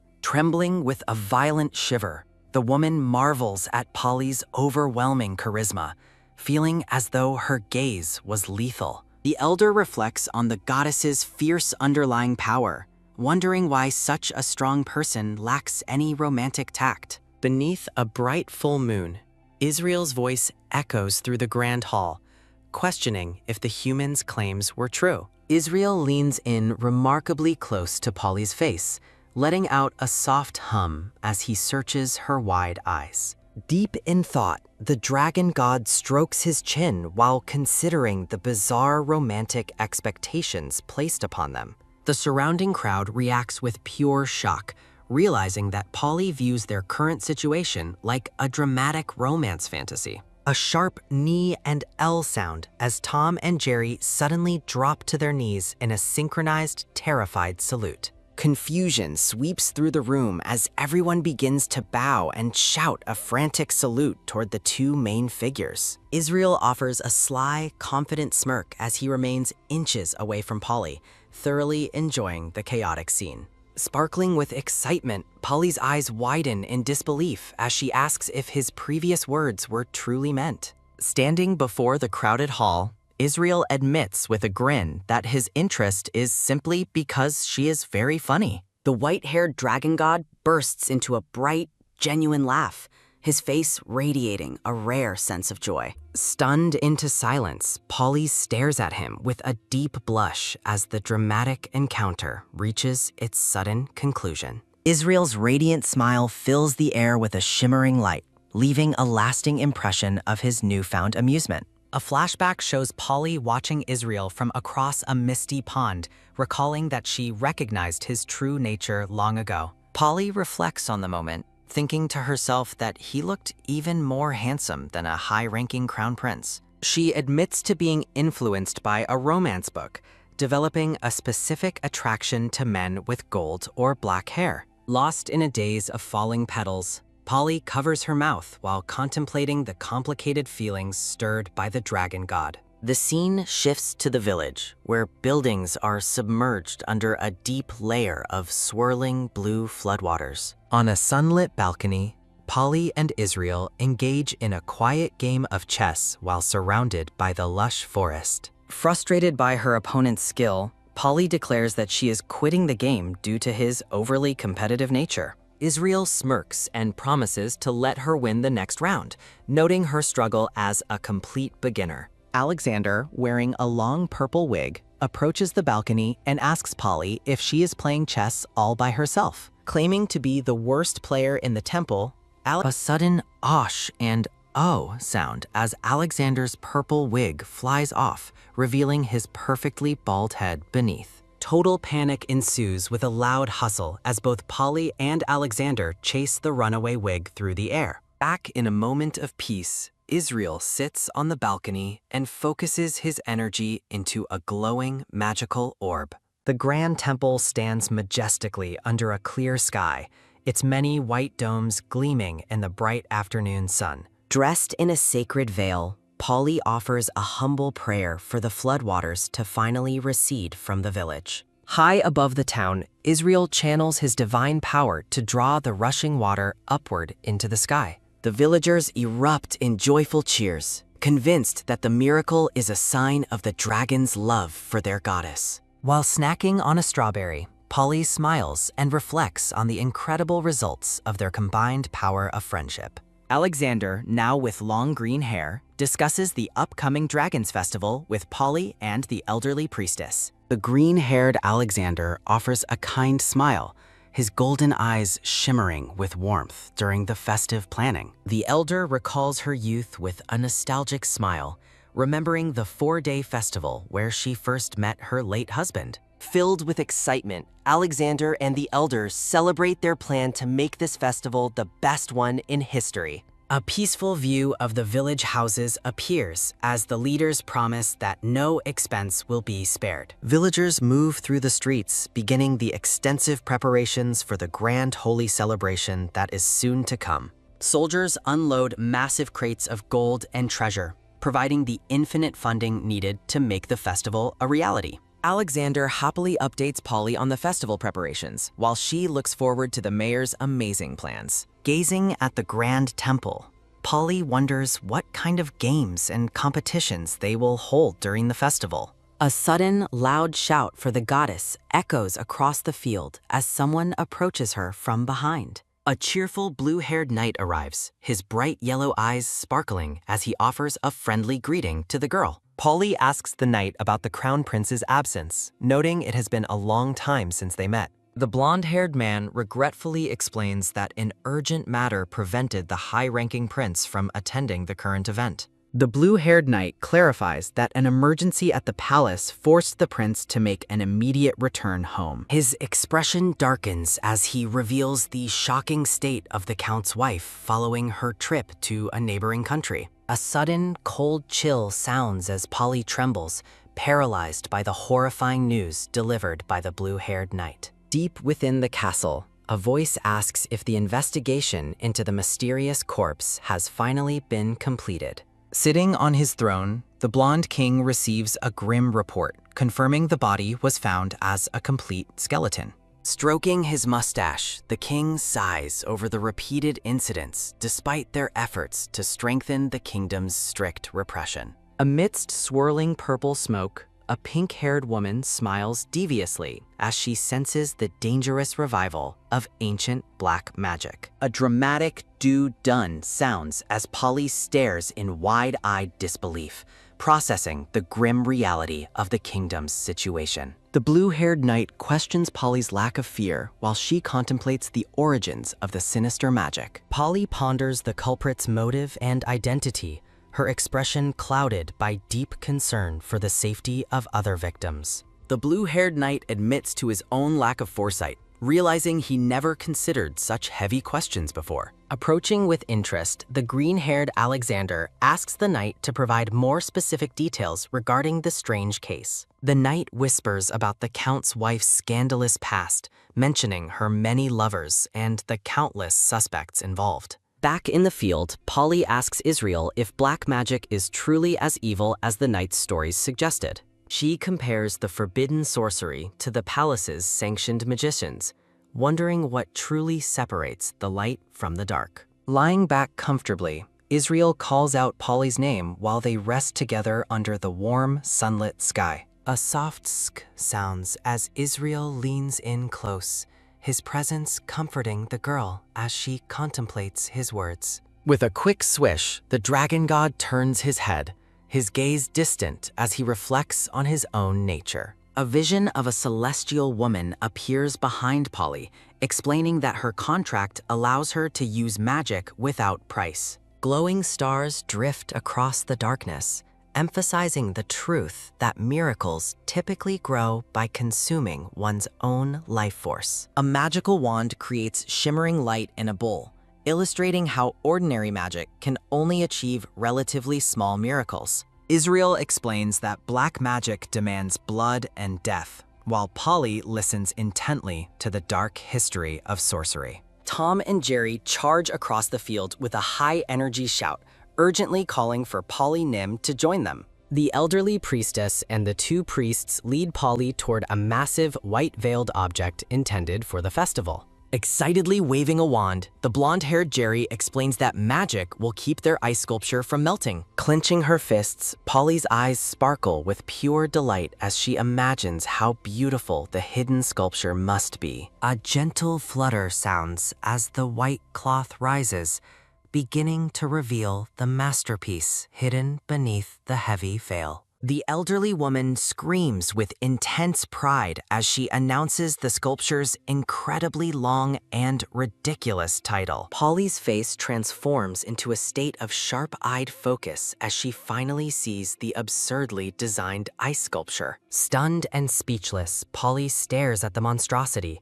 her expression becoming unnervingly intense as her disappointment peaks. Unaware of her fury, the elderly woman and the two priests blush while celebrating their supposedly perfect creative collaboration. A brilliant flash sounds as Polly assumes a combat stance, gathering a massive ball of light in her hands. With a fierce paw, she unleashes a blinding beam of pure energy, intending to destroy the embarrassing ice sculpture. A thunderous gong sounds as the sculpture shatters into thousands of tiny, sparkling shards under Polly's power. The explosion of light and ice fills the air, leaving nothing behind but the remnants of the failed artistic vision. High above, the elderly priestess and her companions are blasted into the sky as Polly shouts for them to disappear. A system notification announces a skill level up, while a blushing Polly threatens to use black magic if they repeat their mistake. Protests echo through the temple as the villagers and priests beg Polly to reconsider her strict new festival rules. Reading a scroll, Polly groans over the terrible song lyrics,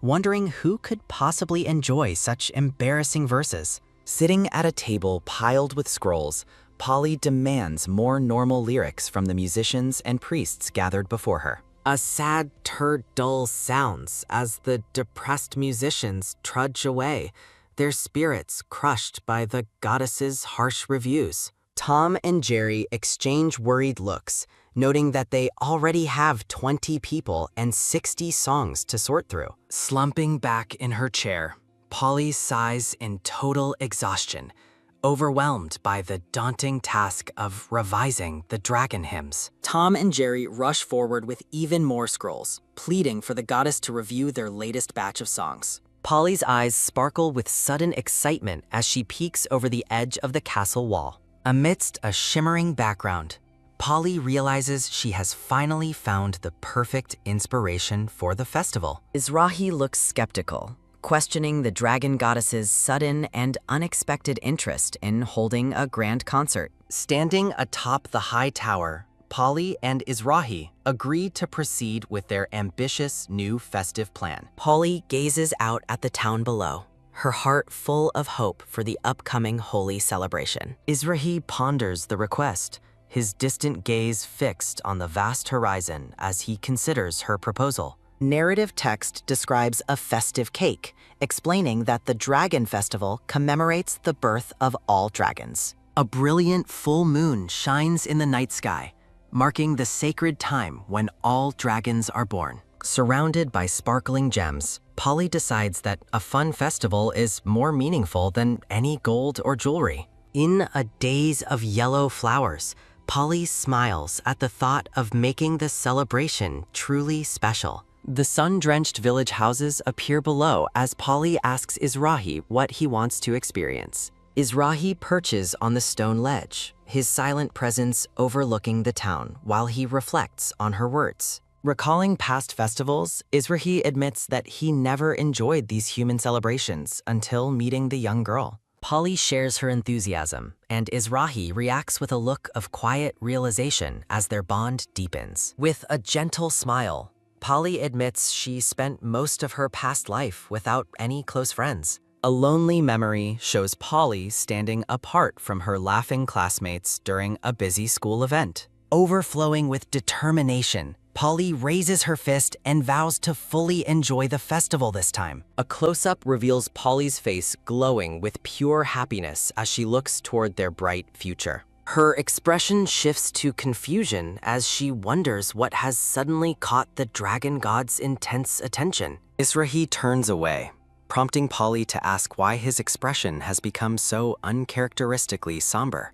Turning back with intensity, Izrahi suddenly reaches out and takes the girl's hand in his own. A soft sk sounds as Izrahi's grip tightens, leaving Polly breathless from the unexpected physical contact. Paralyzed by shock, Polly's heart thumps loudly as she processes the sudden warmth of his hand. High above the kingdom, the two figures remain frozen in a quiet, emotionally charged moment. The golden afternoon light bathes the village houses as the tension between the pair continues to grow. Polly's face burns with a bright red blush, her heart racing as she struggles with her feelings. Panicked, Polly shouts that she can't hear anything while recoiling from the dragon god's intense presence. A sudden huck sounds as Polly calls him a stupid lizard, desperately trying to hide her embarrassment. Standing alone against a colorful background, Polly looks completely dazed by the chaotic turn of events. Losing her balance, Polly suddenly slips from the tower wall and begins falling toward the ground. Closing her eyes, she feels a strange sense of freedom as she prepares for the inevitable fall.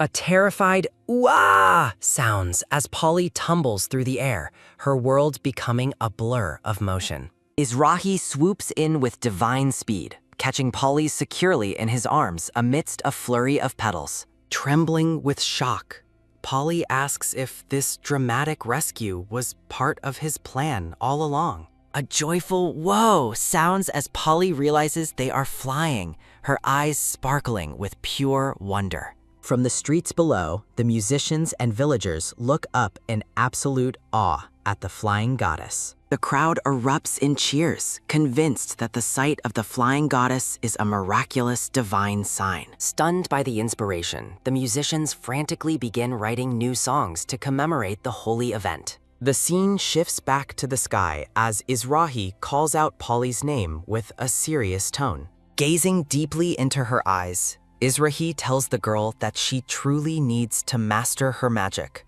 Izrahi looks troubled, his expression clouding as he worries about her safety in this dangerous world. Blushing once more, Polly admits she was only. Izrahi retorts that her safety is far more important than any brief moment of social awkwardness. The pair shares an intense look, the distance between them shrinking as they linger in the sky. High above the town, Izrahi continues to support Polly as she experiences the magic of flight. A moment of peaceful silence passes as they hover together, overlooking the kingdom they both protect. Polly suggests learning teleportation magic, thinking it would be incredibly useful for her future journeys. She considers various elemental spells, wondering if fire or ice magic would better suit her needs. Izrahi listens with crossed arms, looking every bit the high-ranking prince as he waits for her decision. Polly beams with a radiant smile, her face framed by flowers as she looks forward to learning. Looking radiant in her yellow dress, Polly smiles warmly as she prepares for her next magic lesson.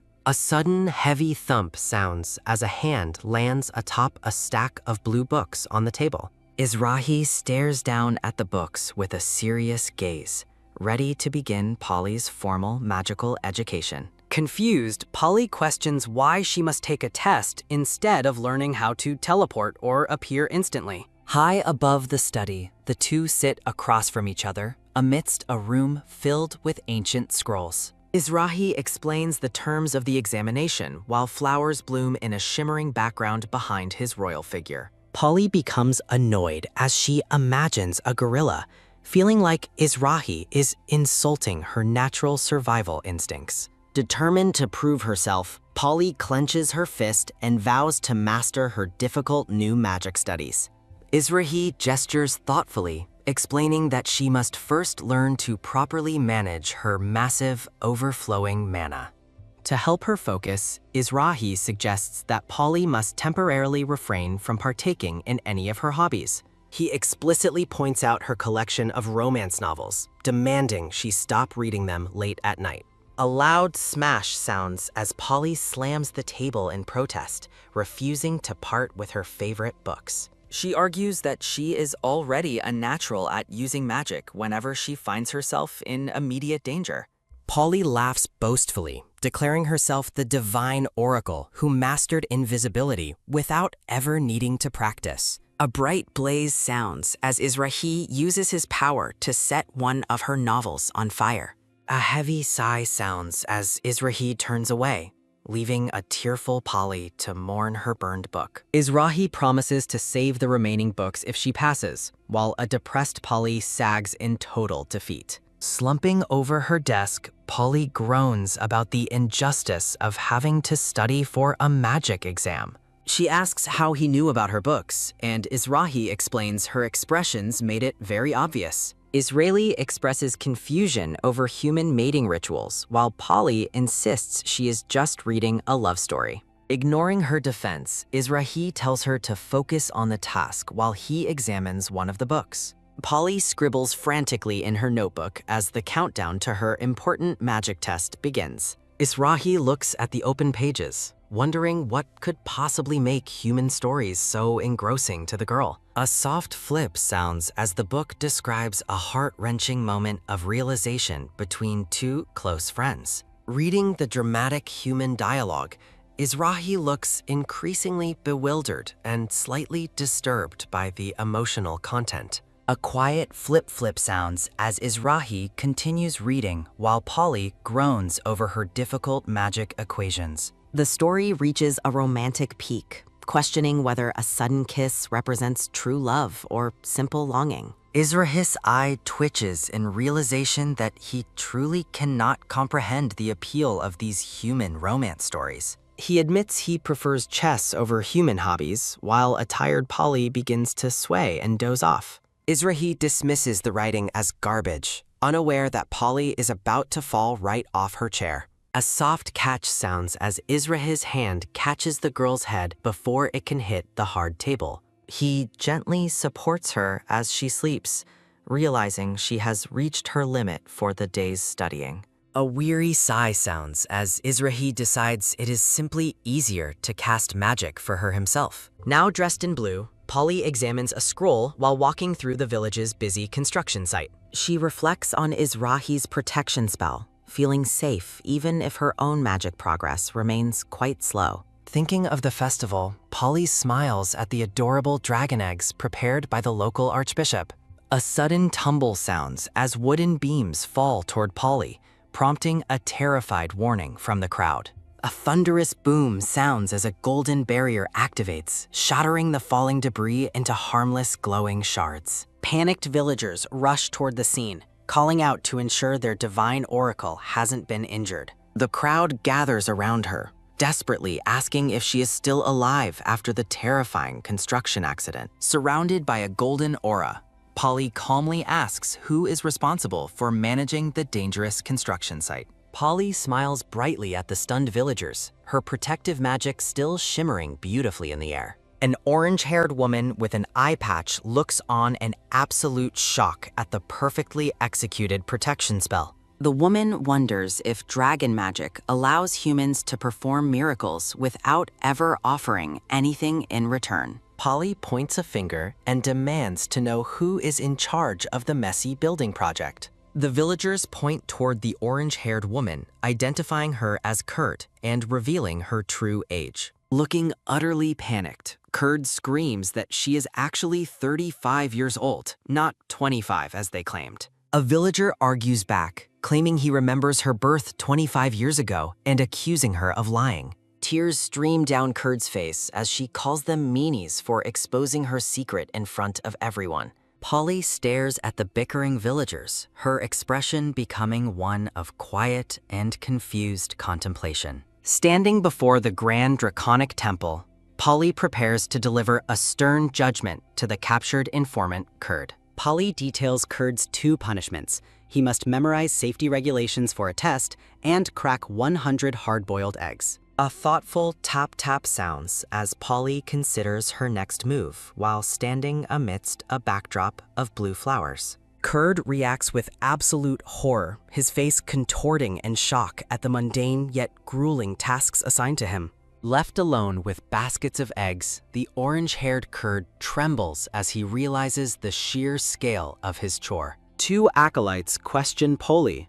wondering if the seemingly pathetic Kurd could truly be a dangerous dark sorcerer. Polly explains that Kurd is likely just an informant, having overheard him mention a mysterious figure named Hermes. The green-haired archbishop reveals that Hermes is a rare name, belonging specifically to one of his own blood relatives. The acolytes express skepticism, doubting that a real spy would be careless enough to reveal such an important name. Polly signals for silence with a quiet shh as a rhythmic crack sounds from the room where Kurd is working. Kurd dutifully follows his orders, though he strangely chooses to crack each egg directly against his own forehead. Watching from the hallway, Polly and the archbishop conclude that Kurd is merely a simple-minded, low-level henchman. Polly smiles warmly while tasking the acolytes with a formal investigation to uncover more clues about the festival's safety. Cheering with relief, Polly celebrates finishing her work as she looks forward to finally enjoying the upcoming village festival. Izrahi interrupts her piece to dismiss the importance of the informant, his purple eyes fixed on a nearby book. Polly argues that finding Hermes is crucial for solving the mystery of the skeletons and saving the archbishop's relative. A vision of the pink-haired Hermes appears, surrounded by roses and skeletal remains, representing her descent into darkness. Polly suddenly shouts in a panic, demanding to know why the dragon god is holding one of her books. A soft flip sounds as Izrahi casually browses through Polly's romance novel, unfazed by her obvious and growing embarrassment. Izrahi begins summarizing the cliché plot, prompting Polly to scream in protest to prevent him from spoiling the ending. Horrified, Polly clutches her head and wails, unable to handle the dragon god critiquing her secret collection of stories. Izrahi remains unimpressed, smiling smugly as he points out how repetitive and predictable these human romance tropes truly are. Polly's face burns with an intense, fiery orange rage as she commands the silver-haired man to shut his mouth. A sudden pfft sounds as Izrahi fails to suppress his amusement, finding Polis's over-the-top reaction genuinely hilarious. Teasing her, Izrahi remarks on how funny she looks, just as a sudden leap sounds as Polly lunges forward. Losing her temper, Polly flies through the air toward him, declaring that she will never forgive his relentless teasing. A loud crash sounds as the two collide, sending them tumbling to the floor in a tangle of limbs. The pair lands heavily on the carpeted floor, the chaotic struggle suddenly replaced by a moment of stunned silence. The scene shifts to Kurd, who lets out a terrified "ah" as he is confronted by a sudden intruder. Kurd looks up in desperate hope, asking if the pink-haired Hermes has finally arrived to rescue him. Hermes stands within a glowing purple magic circle, looking down at the kneeling and weeping Kurd with cold indifference. A complex magical seal glows with dark energy as the narrative reflects on the forbidden allure of black magic.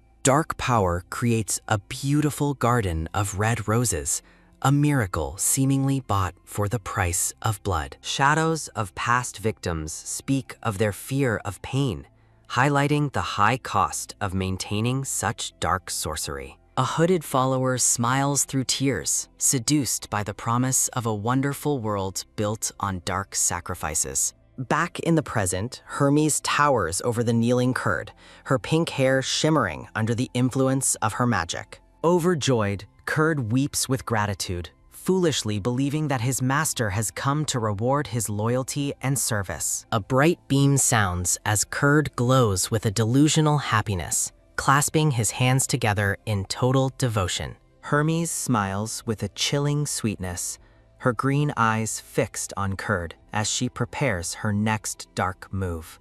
She explains the difficulty of using magic in the temple while mockingly praising Kurd for his stealthy, quiet arrival. Kurd asks if he can eventually learn black magic, hoping it can remove the wrinkles and laugh lines from his face. Hermes continues to smile, gently but firmly telling the aging informant that such a future is not possible. Kurd's expression freezes in a mix of confusion and dawning fear as he stares at the pink-haired woman's face. He awkwardly persists, asking how many years of training it would take to achieve his dream of looking younger. Leaning in with glowing eyes, Hermes reveals the horrific truth that Kurd is actually the sacrifice she has prepared. A wall of static and darkness closes in, signaling the grim and final end of the informant's usefulness. Back in the study, a soft "huh" sounds as Polly realizes she is pinned directly against the silver-haired prince.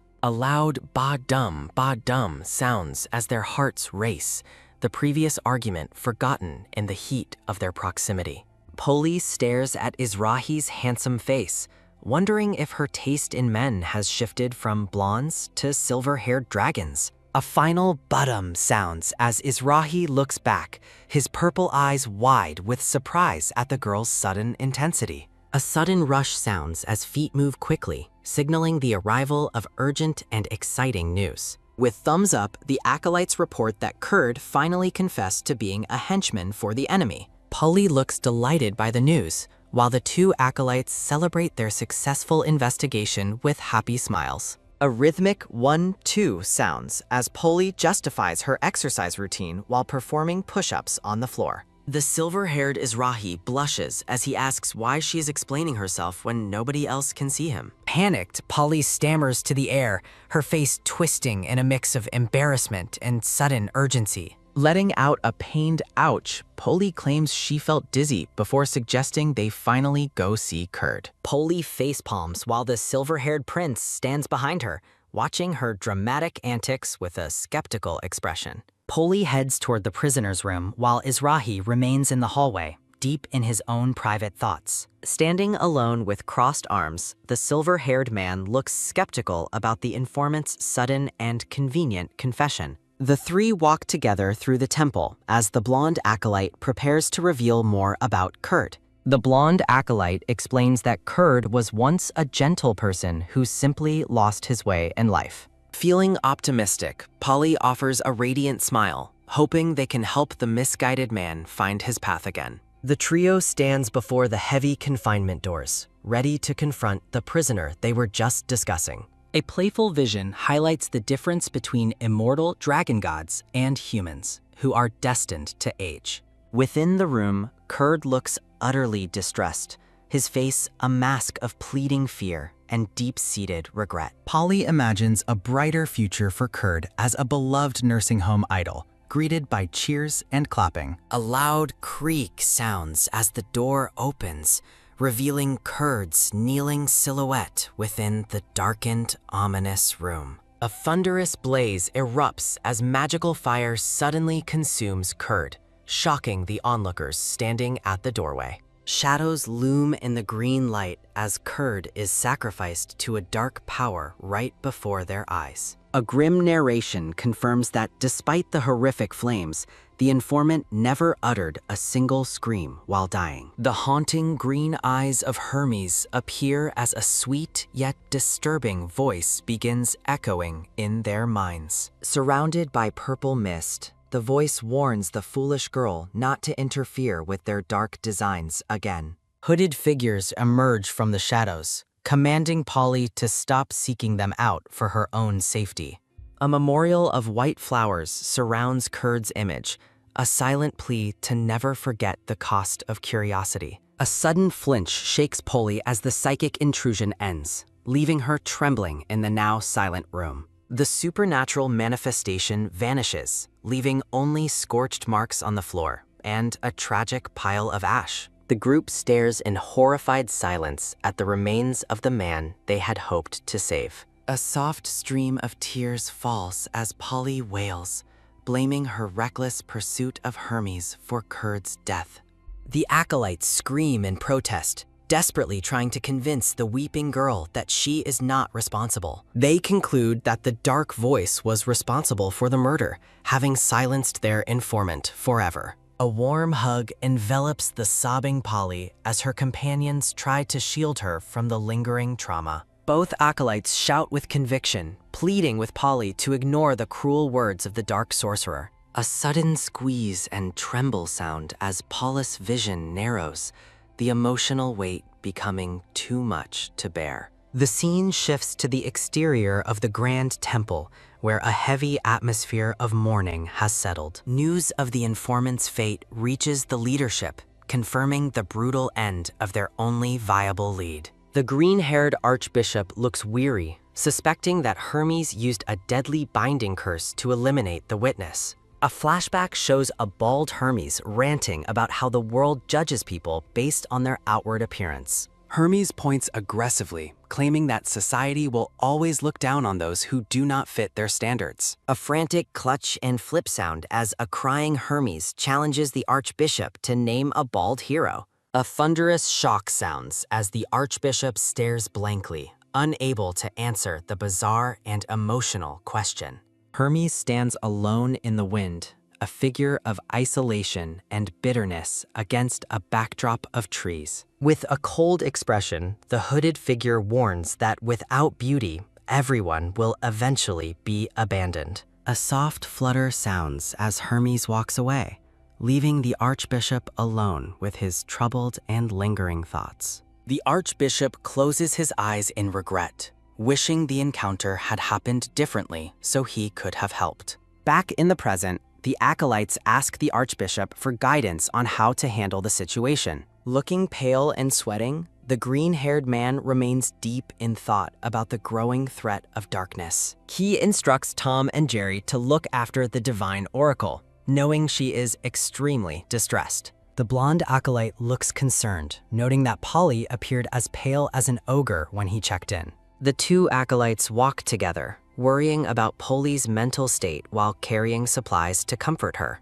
The blonde acolyte reflects on his previous hardships before joining the temple. A bright, futuristic city stands in stark contrast to the medieval world they now inhabit. A sudden knock-knock sounds as the two loyal acolytes wait outside the girl's closed door. A servant carries a tray of steaming milk and a silver teapot toward the quiet room. In the darkness, the black-haired girl sits huddled on her bed, lost in her own sorrow. A soft twinkle sounds as a glowing orb of light appears to visit the grieving divine oracle. She remains hidden in her robes, convinced that the current situation is far from being fine. Looking away, She coldly tells the silver-haired prince that she is not in the mood for games. Izrahi's voice asks what is wrong, reminding her of how energetic she was just moments ago. Exploding in anger, she screams for him to leave as tears of frustration well up in her eyes.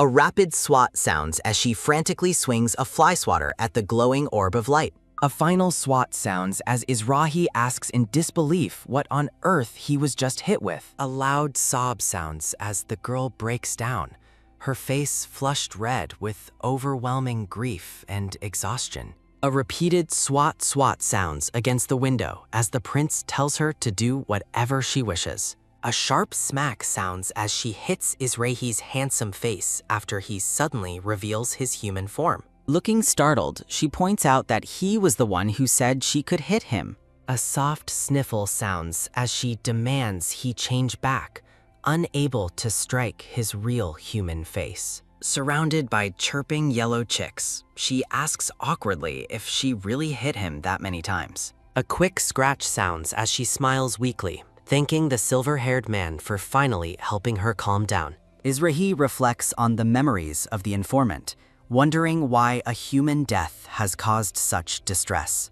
He watches the crying girl, struggling to understand why she is so upset over a mere human life. A sense of unease fills him as he admits that seeing her so vulnerable makes him feel uncomfortable. The silver-haired man stares with intense purple eyes, his expression unreadable as he contemplates her human nature. A bright ta-da sounds as an open book describes how Chulsu cannot understand Younggu's complex feelings. He recalls a similar scenario from a book, sweating as he tries to navigate her complex emotions. Seeing her finally relax, he closes his eyes in relief, the tension in the room beginning to fade. Moonlight streams through the window as he tells her to stop fretting and get some needed rest. Looking at her with concern, the silver-haired prince insists that she should lie down and sleep. A frantic wave sounds as she blushes, waving her hands while insisting she is not tired at all. A sudden turn sounds as the scene transitions with a whimsical pattern of colorful, glowing stars. The girl pulls the covers up, wishing everyone a soft goodnight as she finally settles in. Sitting quietly on the edge of the bed, the silver-haired man watches over her as she sleeps. A gentle smile touches his lips, his purple eyes softening with an affection he barely understands. The girl sleeps soundly under the pink light, her earlier distress finally replaced by a peaceful slumber. The narrative reflects on how Izrahi cheered her up as the moon shines over the grand temple. A loud murmur sounds as a large crowd of townspeople gathers outside the grand temple entrance. The group steps out to face the murmuring crowd, their faces somber as they prepare for the meeting. An orange-haired woman stares up with a look of desperate hope, begging for her son to be saved. Inside the temple, the green-haired archbishop prepares to tell the waiting parents the bitter truth. Shock and horror fill the room as the parents cry out, realizing their son is truly gone. A painful squeeze sounds as the father clutches his son's ashes, weeping with heart-wrenching sorrow. Offering his deepest condolences, the archbishop explains that Kurd was only a minor figure in the cult. He promises to help cover up the incident to protect the grieving family from any further harm. A grim illustration of a guillotine serves as a reminder of the severe punishment for forbidden magic. A vision of a happy, smiling family highlights the warmth and love that has been cruelly extinguished. Red slashes across their faces represent the execution they would have faced if the truth were known. A close-up of shackled hands depicts the alternative life of misery and servitude they narrowly escaped. The temple remains silent as the weight of the secret truth hangs heavily over everyone involved. Looking down with deep sadness, the father whispers his son's name, mourning the loss of Kurd. A bright vision of an orange-haired youth with a halo appears, representing the peaceful rest Kurd found. A firm clench sounds as a hand grips a sleeve, while a story is told about a son leaving home. The brown-haired father weeps at the thought of his son's distant journey to find the legendary elixir of youth. A heavy stagger sounds as Kurudu supports his grieving wife while they slowly make their way out of the temple. Poli watches them with deep sympathy, her red eyes reflecting the sadness that kept her crying through the night. Amidst the crowded village square, a distraught mother collapses to her knees, desperately pleading for someone to save her son. Fearful whispers fill the air as the mother accuses the divine oracle of returning her son to her in ashes. Stunned by the accusation of being a murderer, Poli can only stare in shock as the crowd's anger begins to boil. A loud shout sounds as the blonde-haired acolyte fiercely defends the oracle, calling the village's accusations a display of insolence. He reminds the villagers of Poli's divine status, insisting that she must be treated with the respect she truly deserves. The green-haired archbishop urges Poli to retreat inside for safety, but she suddenly spots a concerning sight in the crowd. A sharp sounds as the distraught mother suddenly clutches her throat, appearing to suffer from a sudden, painful seizure. A dry cough sounds while Izrahi watches the unfolding chaos with calm detachment, questioning why the woman is reacting so violently. Facing the grieving villagers, Poli steels her resolve and prepares to address the crowd with a look of serious determination. She draws a sharp breath, ready to finally provide the explanation the villagers have been demanding regarding their missing children.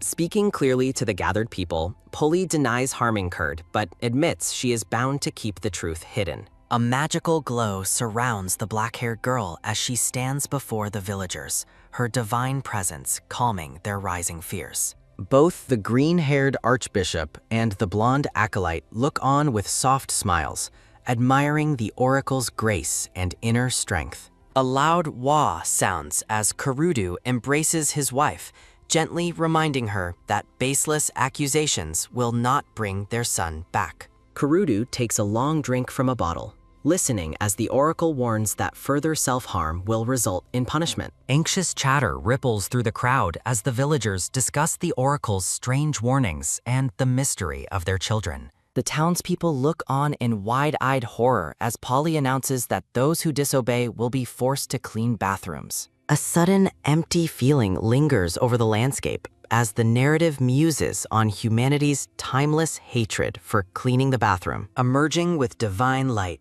the silver-haired goddess Idea unleashes a hygiene beam to instantly cleanse the temple's surroundings with magic. Bathed in the sparkling divine light, the blonde acolyte finds himself refreshed and clean within the temple's now pristine water. The green-haired man admits his prayers for bathroom blessings were dismissed, concluding that even dragons find the chore quite tedious. Villagers fret over the impossible standards of the newly glossed bathrooms, terrified they might face the wrath of the gods. A heavy rumble sounds as the intimidated crowd turns and flees, desperate to escape the daunting task of bathroom maintenance. Waving a cheerful goodbye, Poli watches the villagers depart, satisfied that her unusual threat successfully quelled the brewing riot. A soft smile appears on Poli's face as she enjoys a quiet moment of peace after the crowd's intense confrontation. Dressed in a stunning white and blue ceremonial gown, Poli beams with excitement for the upcoming festivities of the evening. Walking through the grand hallway, the black-haired girl feels a touch of embarrassment over the effort put into her appearance. Poli gazes through the palace windows, vowing to put aside her heavy feelings and enjoy the festival with her friends. Standing tall in his white and gold attire, Izrahi watches the girl closely, noting her quiet moment of reflection and resolve. They discuss the search for the mysterious Hermes, with the prince promising to find him while Poli enjoys the celebration. Izrahi urges her not to sulk alone, choosing to intervene in her worries before they can dampen her festive mood. Looking skeptical, Poli questions how he expects to track a man he has never seen, doubting his sudden divine confidence. The memory of Kurd's fate looms over her thoughts, fueling her fear of creating another victim in this dangerous search. Poli plans to work with the palace and the archbishop to create a detailed sketch of Hermes after the festival. Izrahi watches as the black-haired girl turns away, his curiosity piqued by her sudden change in topic and lighthearted tone. Looking back with a playful smile, Poli suggests that the silver-haired prince should also wear something nice for the festival. A look of utter confusion crosses Izrahi's face as he processes the oracle's unexpected suggestion to change his divine clothing. A sharp stab of realization hits the prince as he considers that he has worn the same outfit for 365 days. Facing each other, the pair shares a joyful moment of connection as they prepare to head out into the festival. Looking down at his regal attire, Izrahi admits that changing his clothes was something he had truly never considered before. Memories of the past and the image of a majestic white dragon flicker in the background of his divine thoughts. Poli excitedly presents a new white outfit to Izrahi, eager to see how the prince will look in a new style. Poli looks on in horror as she imagines how a floating outfit would make Izrahi look like a terrifying ghost.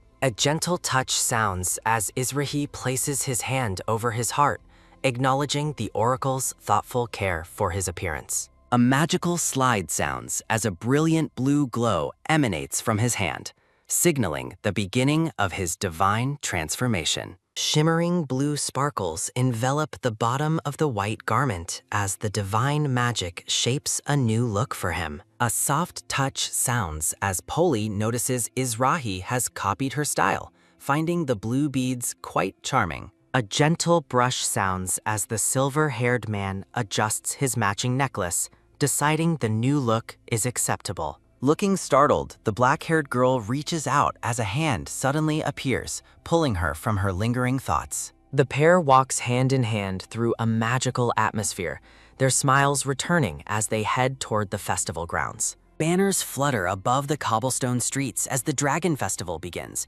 making everyone feel like they have traveled back in time. A grand feast is prepared with roasted meats and fine wine, inviting everyone to enjoy the traditional old-fashioned celebration. A woman in a red outfit performs a graceful dance, her flowing movements perfectly synchronized with the uplifting music. While the townspeople marvel at the legendary dance, Izrahi privately critiques the performance with a look of bored indifference. Poli excitedly shows off a dragon sculpture, but the silver-haired prince finds the artistic representation of his kind hideous. Drawn by a delicious aroma, Poli calls out to her companion, eager to explore the many treats the market offers. A loud chomp and crunch sound as Poli enjoys a dragon-shaped snack, finding the lizard tonkatsu absolutely delicious. Izrahi stares in horrified silence, sweating as he watches the girl happily devour a snack made to look like him. All around the marketplace,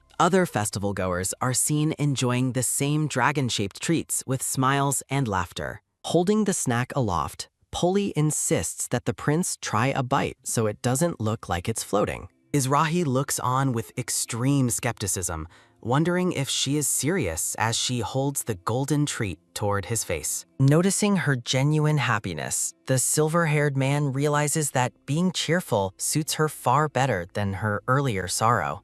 Deciding to play along to keep her happy, the prince watches her fondly, noting the contrast with her previous grief. A quick bite sounds as Izrahi leans in to take the food, his sudden closeness catching the black-haired girl by surprise. A rapid ba-bump sounds as their hands touch, the intimate moment making Poli's heart race with unexpected emotion. The silver-haired man looks away with a neutral expression, seemingly unaware of the physical tension he just created. Poli blushes intensely while explaining the sauce, her voice trailing off as she struggles to regain her composure. A firm hold sounds as Izrahi takes her hand again, requesting another bite of the surprisingly tasty dragon snack. The pair stands together in the heart of the village, sharing a quiet moment of connection amidst the festival crowd.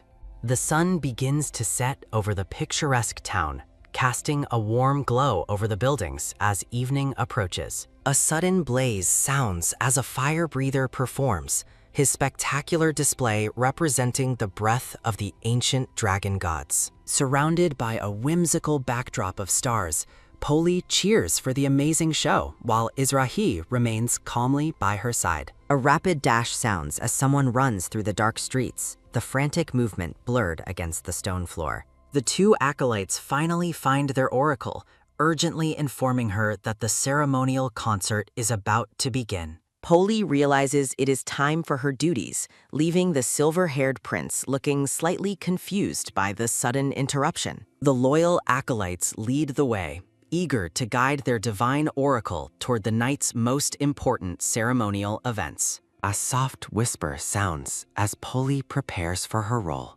her eyes shining with a mix of excitement and nerves. The legend of the dragon gods dancing among the people is explained as townspeople gather in their flower wreaths. Polly frets over her lack of practice, regretting that her recent sulking kept her from learning the proper steps. A kind woman presents the divine oracle with beautiful accessories, which the girl accepts with a polite, grateful smile. A light jingle sounds as Polly admires her new jewelry, realizing she had nearly forgotten these essential ceremonial pieces. A sharp twist sounds as Polly begins her solo dance, focusing hard on the steps to ensure a flawless performance. A sudden catch sounds as Izrahi appears out of nowhere, grabbing the girl's waist to steady her mid-dance. Polly laughs nervously as the prince blushes, both feeling the heat of the moment as the crowd watches on. Izrahi asks why she isn't dancing with him, reminding her that his presence is part of the original legend. Stunned by his forwardness, the black-haired girl can only manage a surprised gasp as she stares up at him. Under the full moon, they discuss the ritual, with the prince surprisingly willing to join the human dance. A smooth slide sounds as Izrahi offers his hand, inviting the divine oracle to join him in the ceremony. Standing with regal poise, the silver-haired man asks Polly for her hand, his purple eyes glowing in the moonlight. A loud whoa sounds as the crowd watches the pair begin to move together in a stunning, unexpected display. Realizing they are performing a waltz, Polly wonders how such a familiar dance exists in this medieval fantasy world. The townspeople watch in awe, noting that their oracle is performing remarkably well despite the unusual circumstances. The onlookers are captivated by the performance, marveling at how the girl moves with such grace and precision. To the crowd, it appears as though Polly is dancing with an invisible god,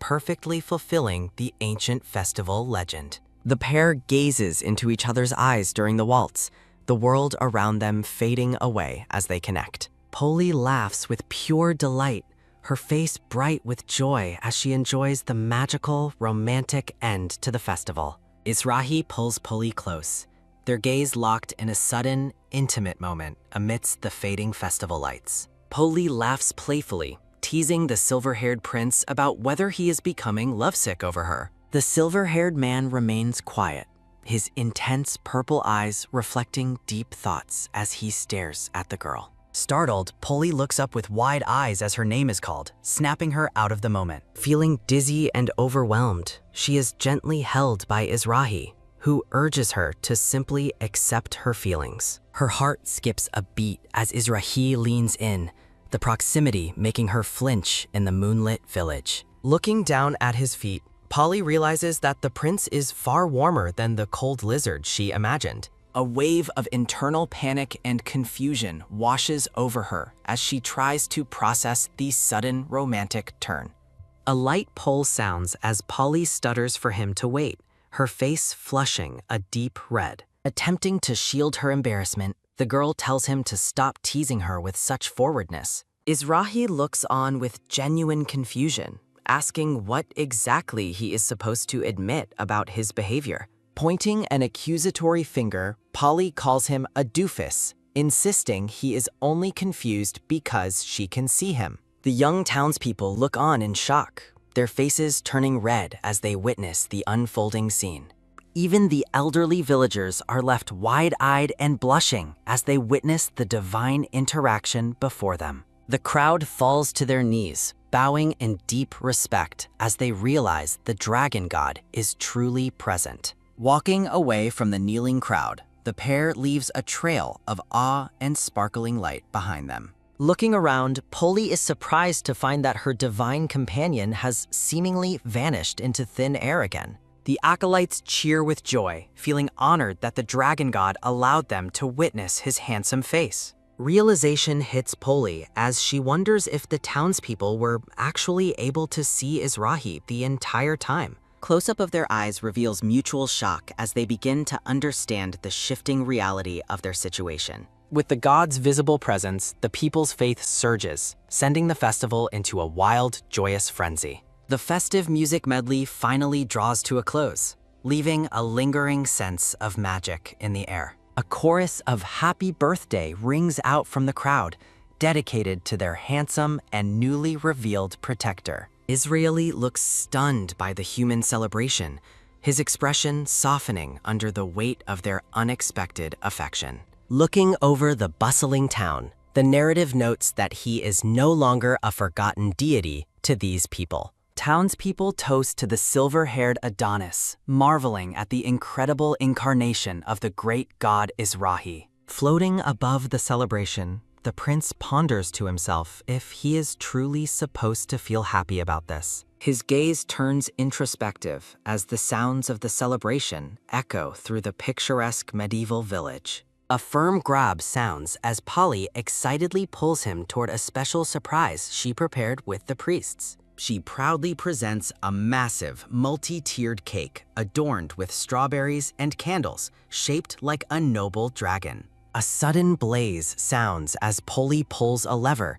intending to simulate the dragon's breath for a grand effect. The festive atmosphere turns silent as the dragon cake is instantly charred into a blackened, smoking ruin. A frantic tremble sounds as the green-haired archbishop and his acolytes watch the disastrous outcome in pure horror. Chibi Polly spins in regret, realizing she completely forgot to check which direction the magical flames would erupt. Izrahi dryly notes that he prefers this version to the previous sculpture, while Polly insists they are totally different. A gentle smile appears as Izrahi admits that despite the charred cake, the celebration was actually pretty fun. He thanks the girl, mentioning that it has been several hundred years since he last celebrated his birthday. A rapid whack sounds as he recalls Idea giving him a birthday beating as part of a human tradition. Polly gazes at him with newfound understanding, her red eyes shining with affection for the lonely prince. A regal portrait confirms that Izrahi's status has been restored, no longer a forgotten god in this world. A loud rumble sounds as massive stones fall, reminding us that the true goal is saving the world. A sudden doo-dun sounds as the silver-haired Idea appears, her purple eyes filled with a mysterious intensity. Another heavy rumble sounds as the shattered world begins to rebuild itself, piece by floating piece. Idea floats gracefully amidst the debris, her presence bringing a sense of hope to the crumbling reality. She giggles softly, reflecting on the immense difficulty of saving two separate worlds at the same time. Standing together in a void of light, Izrahi and Polly hold hands, their connection stronger than ever before. The goddess Idea smiles warmly, satisfied with the progress being made toward the world's salvation. Reaching out toward the ruins, she muses on how love always finds a way to move forward.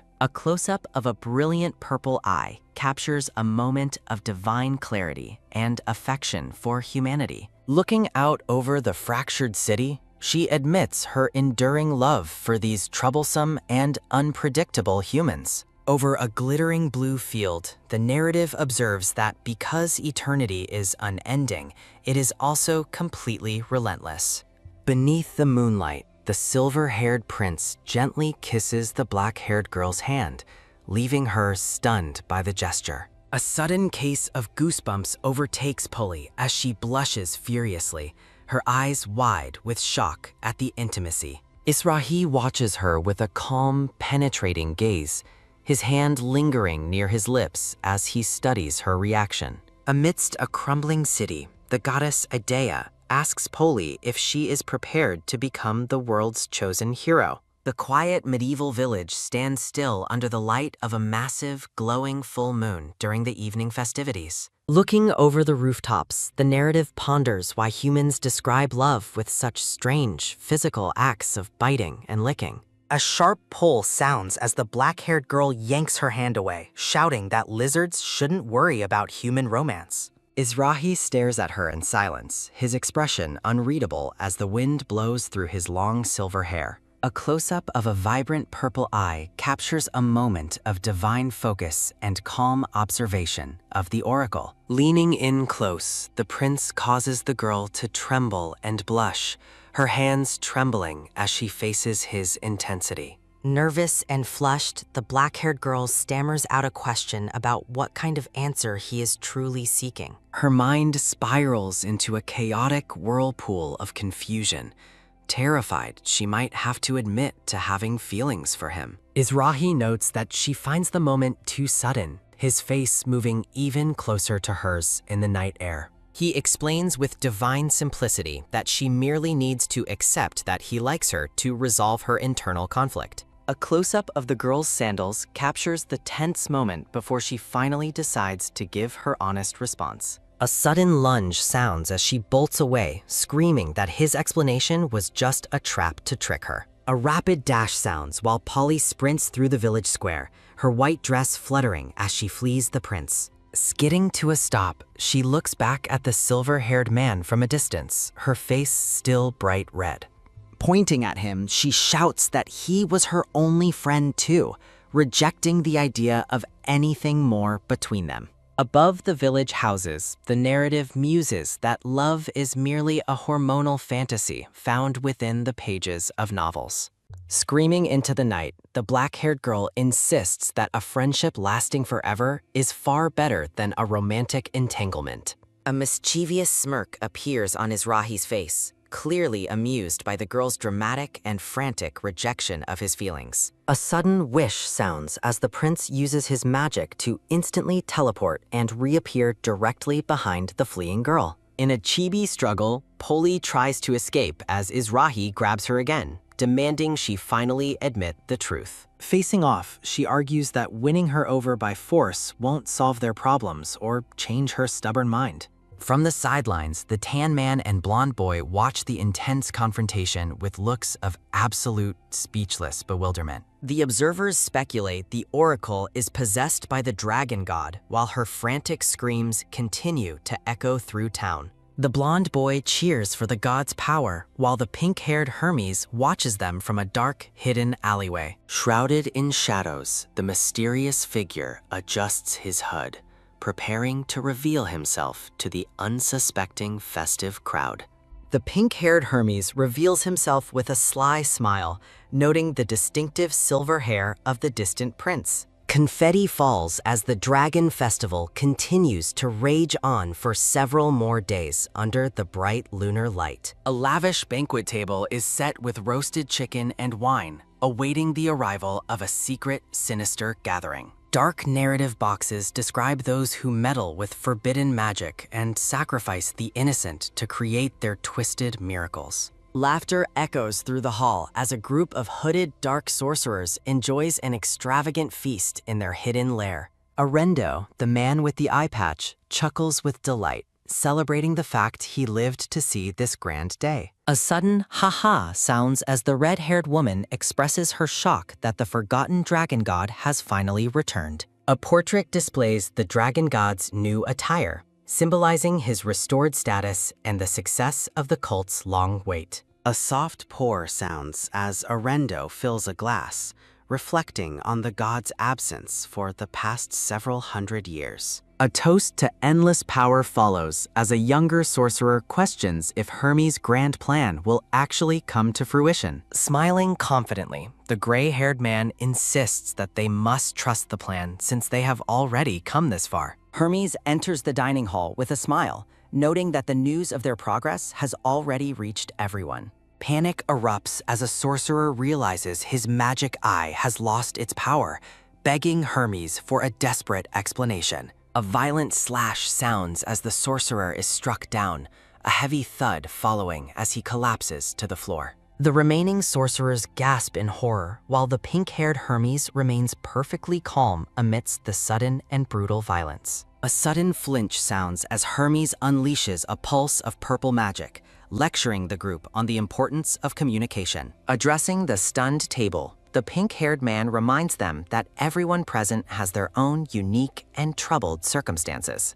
A vision of a demonic eye appears as Hermes explains the true dark nature of the magic they have used. A dark smirk appears on his face as he reveals that their contracts were actually for selling their souls. Arendo and the red-haired woman exchange a nervous glance, finally realizing the terrifying price they have paid for their power. Under the soft glow of the moon, a silent room reflects the hidden ambitions of those seeking eternal life. A hooded, dark-haired sorcerer sits in quiet contemplation, reflecting on those driven by a desperate desire for true love. A soft murmur fills the air as sorcerers feast while one holds a mysterious tome during their secret gathering. Holding a glowing orb, pink-haired Hermes explains how they evaded the palace's tracking spells using ancient, corrupted magic. A sharp crack sounds as the purple orb begins to fracture under the intensity of the pink-haired man's grip.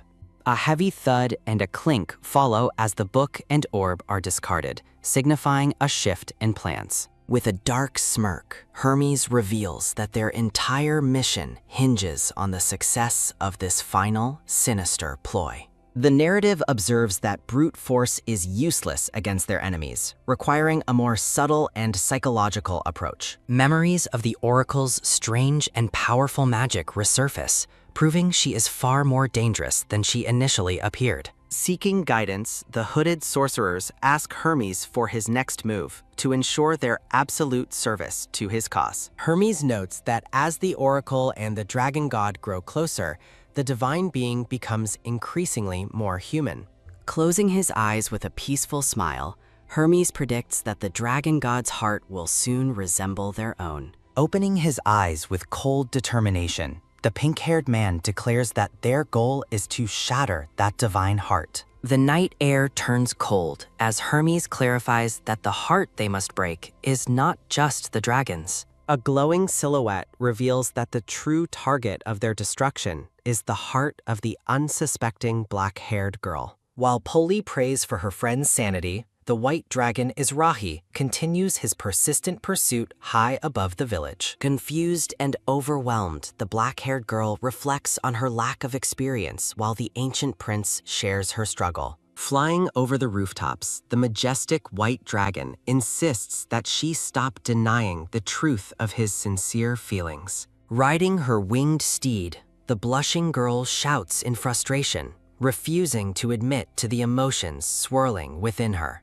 A gentle flutter sounds as the winged Izrahi draws close, his smile challenging her claim that she feels nothing. Gazing at the shimmering white feathers, the prince decides that her flustered reaction is a sufficient answer for now.